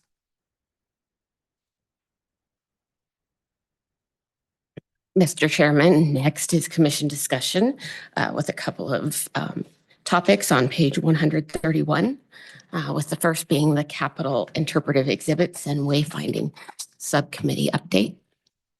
With co-chair Auditor Rosinas, I'd invite you to. Madam Auditor. Mr. Chairman, not a whole lot of changes since we met so recently, but everybody's working hard and coming in hot. I would thank everybody on this board and the agencies that participated in Constitution Day. I think one of the main things that has happened since we came together last is the Constitution exhibit with which the legislature specifically lined out and funded. Is in place and operational. It's over in the historic Supreme Court room. It is very cool. Most of the electronic exhibits on the Capitol side are operational. The kiosks, one of the next things you'll see is the kiosks will start to have a lot more material and information, including all finding meetings, finding elected officials, and then also some of the more interpretive fun stuff like the dome drone. That's the one where you are able to go up and explore the dome, which everyone wants to do and very, very few people get to from that. So you'll see that next. The biggest thing that everybody's working on right now is, of course, the civics lab. You've seen some progress there. Everybody on this board and their staff is included in file stage, so anything that we need reported or feedback on has gone through that medium. We continue to meet every month. Everyone's welcome to come and share the love. So again, we're working hard. The civics lab, as I said last time on that door, it says coming 2025, and we really don't want to have to change that. So we're trying to get this one in, but a lot of things are really coming together. Of course, we're still in a punch list situation. So if folks see something that isn't working or, let us know. We're not, as always, we're not paying for work that isn't done or isn't done well. So we are just continue to work through that process. Very good. Thanks. Questions, discussion? Hearing none. All right. All right, Mr. Chairman, next is working group update. We've held one working group, which was a site visit to Douglas to visit we started at the Law Enforcement Academy and then went to the State Fair last Friday. And I would invite Chair Secretary Gray and Treasurer Meyer to provide their insight from that meeting. Well, thank you, Madam Secretary and the board. We convened a major maintenance working group meeting last Friday. We started at the Law Enforcement Academy, ran through narrative there for about an hour on their major maintenance requests, where they were at, which biennium they're at, as you know. They sort of work from the furthest biennium from where there are still funds, because those major maintenance funds do not revert, to the most recent. So we ran through those projects, and then we talked a little bit about the renovations there that were approved with contingency funds by this board. And then we did a tour. I definitely think that the building is in great condition. I really attribute that to the staff there working with State Construction Department down here. I think the Director Bain, is just very passionate, and I really appreciate his passion for the work there. And the renovations are coming along. They are very nice rooms. They kind of have the vibe I like when they're very bright. You got sort of this white vibe in one section, and then sort of this granity, darker vibe in another section. It's very nice. I think that renovation is going to allow the facility to get some more mileage per the discussion that we had on the board on that. And I think the direction that Secretary Norton sort of had taken, where the EVO and the firearm range would be moved to another location, as sort of a medium to / long-term sort of space for those two locations, and then keep the main facility at the current one. I think that there was some strength to that strategy brought out through that tour. I mean, we toured the EVO pad at the very end. There's just some major topographical challenges there. I think it was an impressive picture at the Wyoming Law Enforcement Academy, what they've done with the existing facility for over 4 decades. And Director Bain's passion really came through. At the State Fair, we convened at the State Fair after lunch at about 1 p.m. And had a visit there with Fair Manager Courtney Hines and her operation team. including a detailed briefing and facilities overview, the annual report's detailed summary of the facility use, not only for the State Fair, but also for other events in alignment with the mission of the State Fair, recent facility projects completed since 2016, and upcoming major maintenance projects from 2016 to the present. And then we had a walkthrough of the facilities there, including the rich history and the real need for some of these proposed projects to be undertaken to preserve the rich history of the State Fair. There are some needs there. I mean, those dorms, the last set from the 80s, was a little closer to modernity, but a little. But the older ones, wow. I mean, it's just they're pretty dated, and there are some real needs there. I think we got to work on video surveillance. I don't know, we had a little bit of a colloquy in one of the sections of our tour on cameras and the challenges they've had bureaucratically, also the monetary designations to get that to the finish line. So I think, one of the things we were brainstorming is using contingency for that. I think, I'd ask the department here to maybe report back to the subcommittee on that. And I know it maybe laid out a timeline where this could possibly come before the board in the April meeting, I think was what we were targeting. Maybe even January, but I think April was one of the, was where we thought maybe we could get it to the finish line. Want to thank everybody that attended, Mr. Webb, Secretary Norton, all the support staff, Director Bain, Manager Hines, and then we had Treasurer Meyer, who is also a member of the committee. We had Legislative Liaison Senator Driscoll. Always, we had a good conversation there at lunch, which was always a interesting conversation there. And then we had our legislative liaisons locally. Huge coverage, Mr. Chairman, from the locals.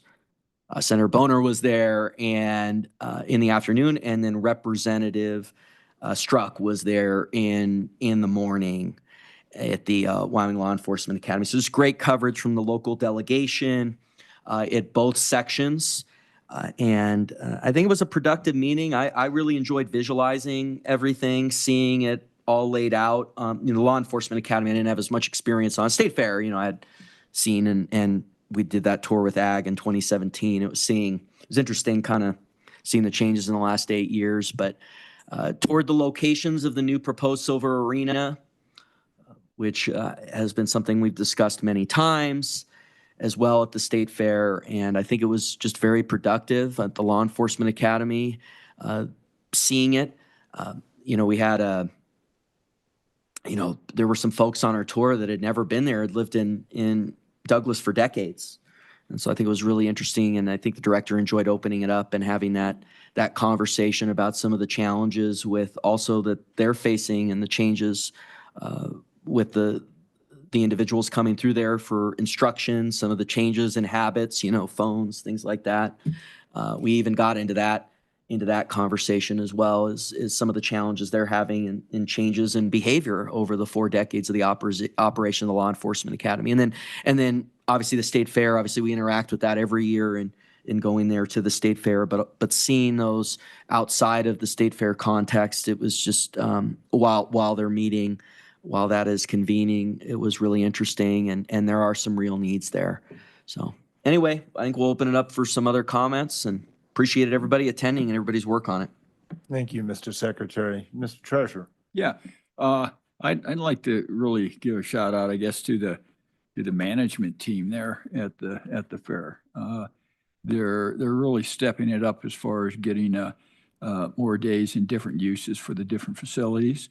I found out if I want to see a hockey game, I can just travel to Douglas, so they got a hockey team there and they run out one of the large facilities, and they're busy getting the rink put in there. And there's going to be some upgrades in that in the future. They can't quite get an Olympic sized ring in, but it's really close, so it's going to be, maybe a good day trip sometime to go over there. Some of the other things that in the new arena, they've had a really good, I think, opportunity getting outside investors in some of these things. So we want to look at again, see whether or not a racetrack would probably fit in that or not. That there's some a relocation maybe that they may be able to do, but I think that would probably be paid by outside concerns mostly, and actually have a fairly good upgrade. On the law enforcement, had a good discussion about recruitment and the different type of I guess entry level folks that are looking at being in law enforcement.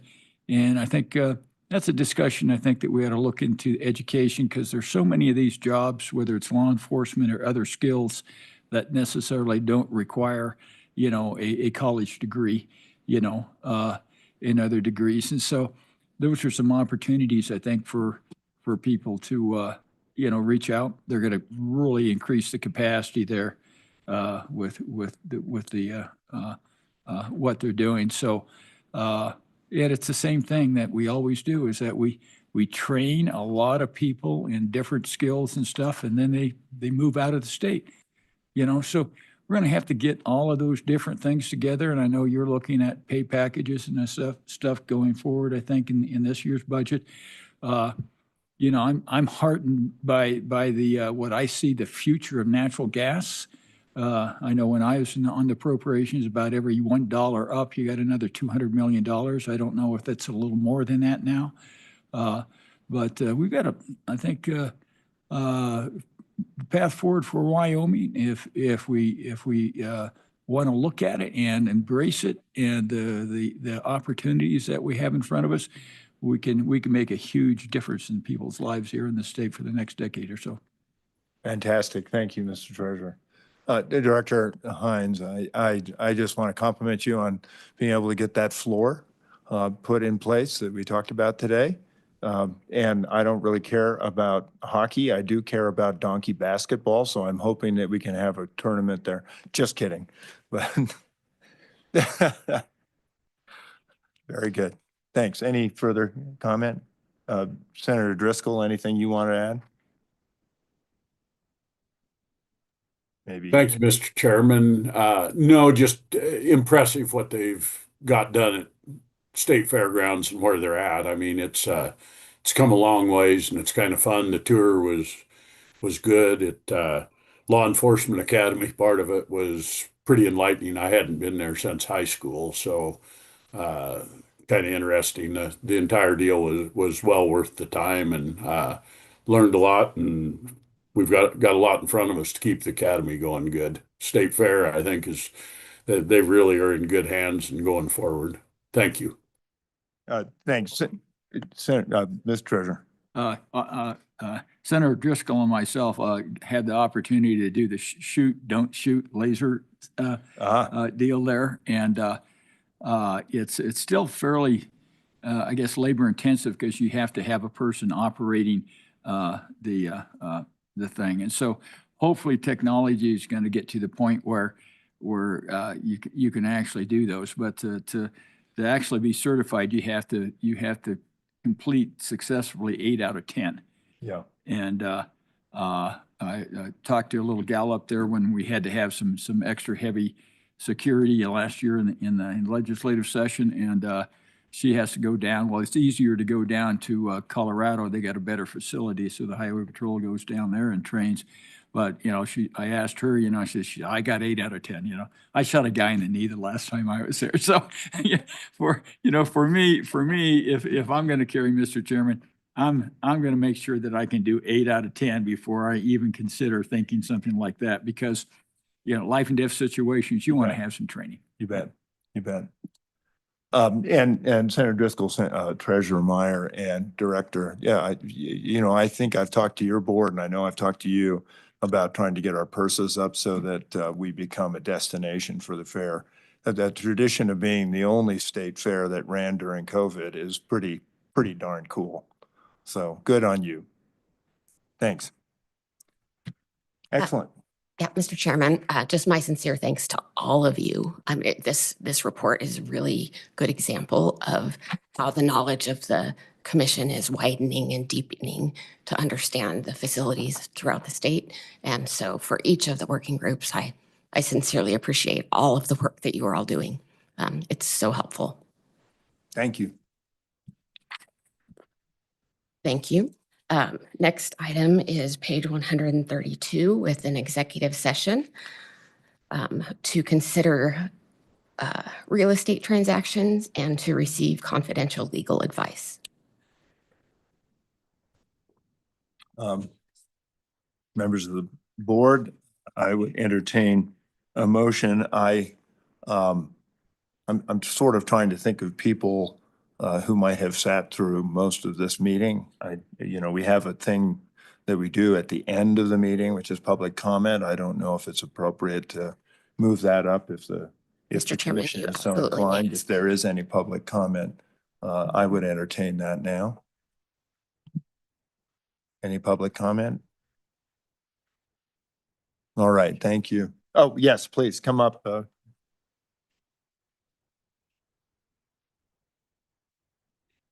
Richard, good to see you.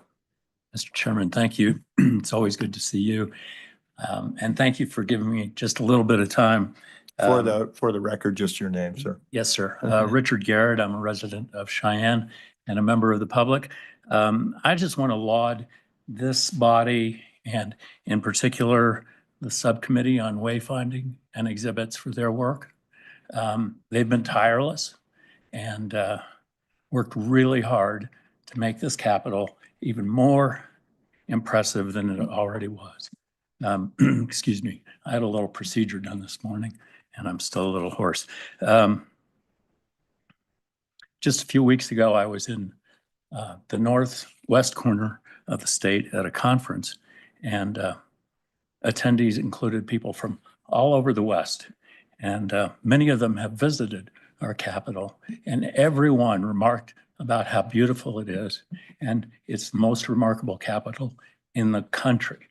So the work of the committee and the work of the legislature, the work of the executive branch is recognized rightfully and appreciatively. So I just want to share that with you, Mr. Chairman. And again, my apology. No, thank you very much for that. Very good. Any further public testimony and comment? With that, I would entertain a motion.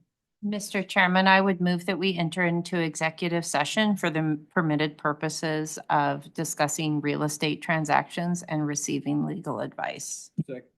It's been moved, it's been seconded. All in favor signify by saying aye.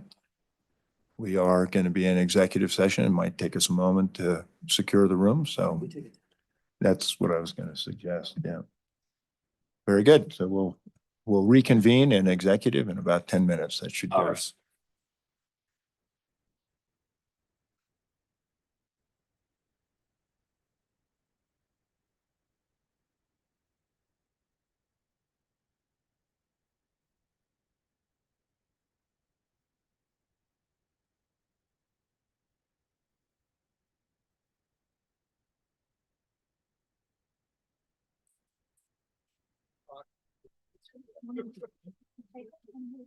Yeah. Oh, yeah. Okay.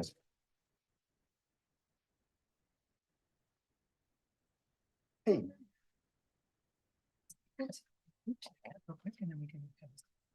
is from Cindy. This is also Nicole with the local.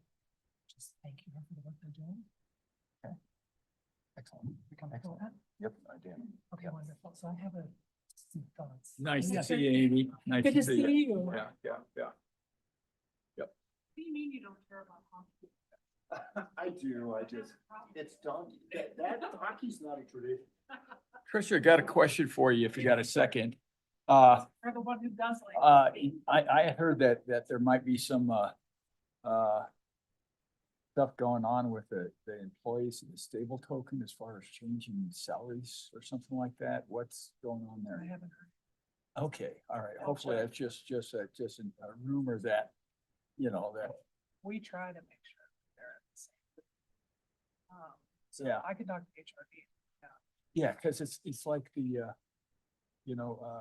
there's really no comparative to that, that's the only one that exists in Right, state government. right. So, I think that you can't really use the Hay study to say, well, every. No, section they're two or outside of it. something, They're outside of it. They're Good. outside. They're kind of Okay. like the treasurer, your office, retirement. I kind of want. Yeah, yeah, yeah. So they're outside of that. Yeah, yeah, I would bet that, Most of them are teleworking. yeah, Live in New right. York. yeah, except for Anthony, he's Yeah. pretty much hands-on. And his brother's here too. He works for the Secretary of State. Oh, okay. There's I'll bet you that there's people offering Anthony a lot of money Oh, yeah. because he's seen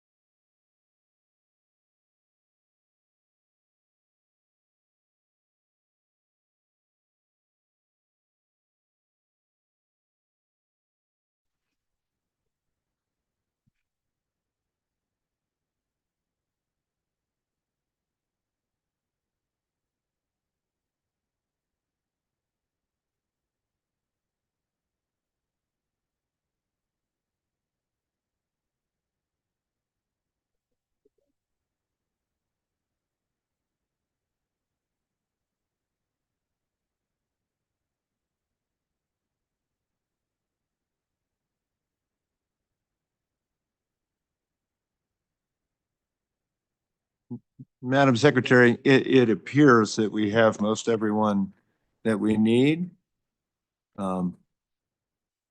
And it's certainly an open session, so people can join us as they.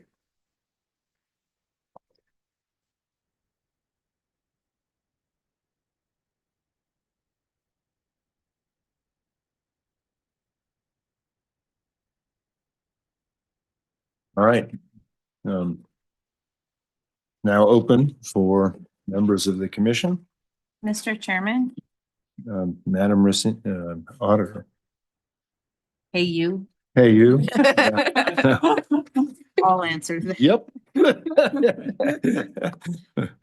I would move that the commission approve ANI selling the property at 100 West Midwest Avenue in Casper in compliance with all ANI and commission statutes and rules to the bidder with the highest bid that meets all qualifications and is at or above the current appraised value of the property. It's been moved. It's been seconded. Any discussion? Hearing none. All in favor signify by saying aye. Nays? So no, that motion carries. Thank you. Anything more to come before us? If there is not, I would entertain a motion to adjourn. There's a second. All in favor signify by saying aye.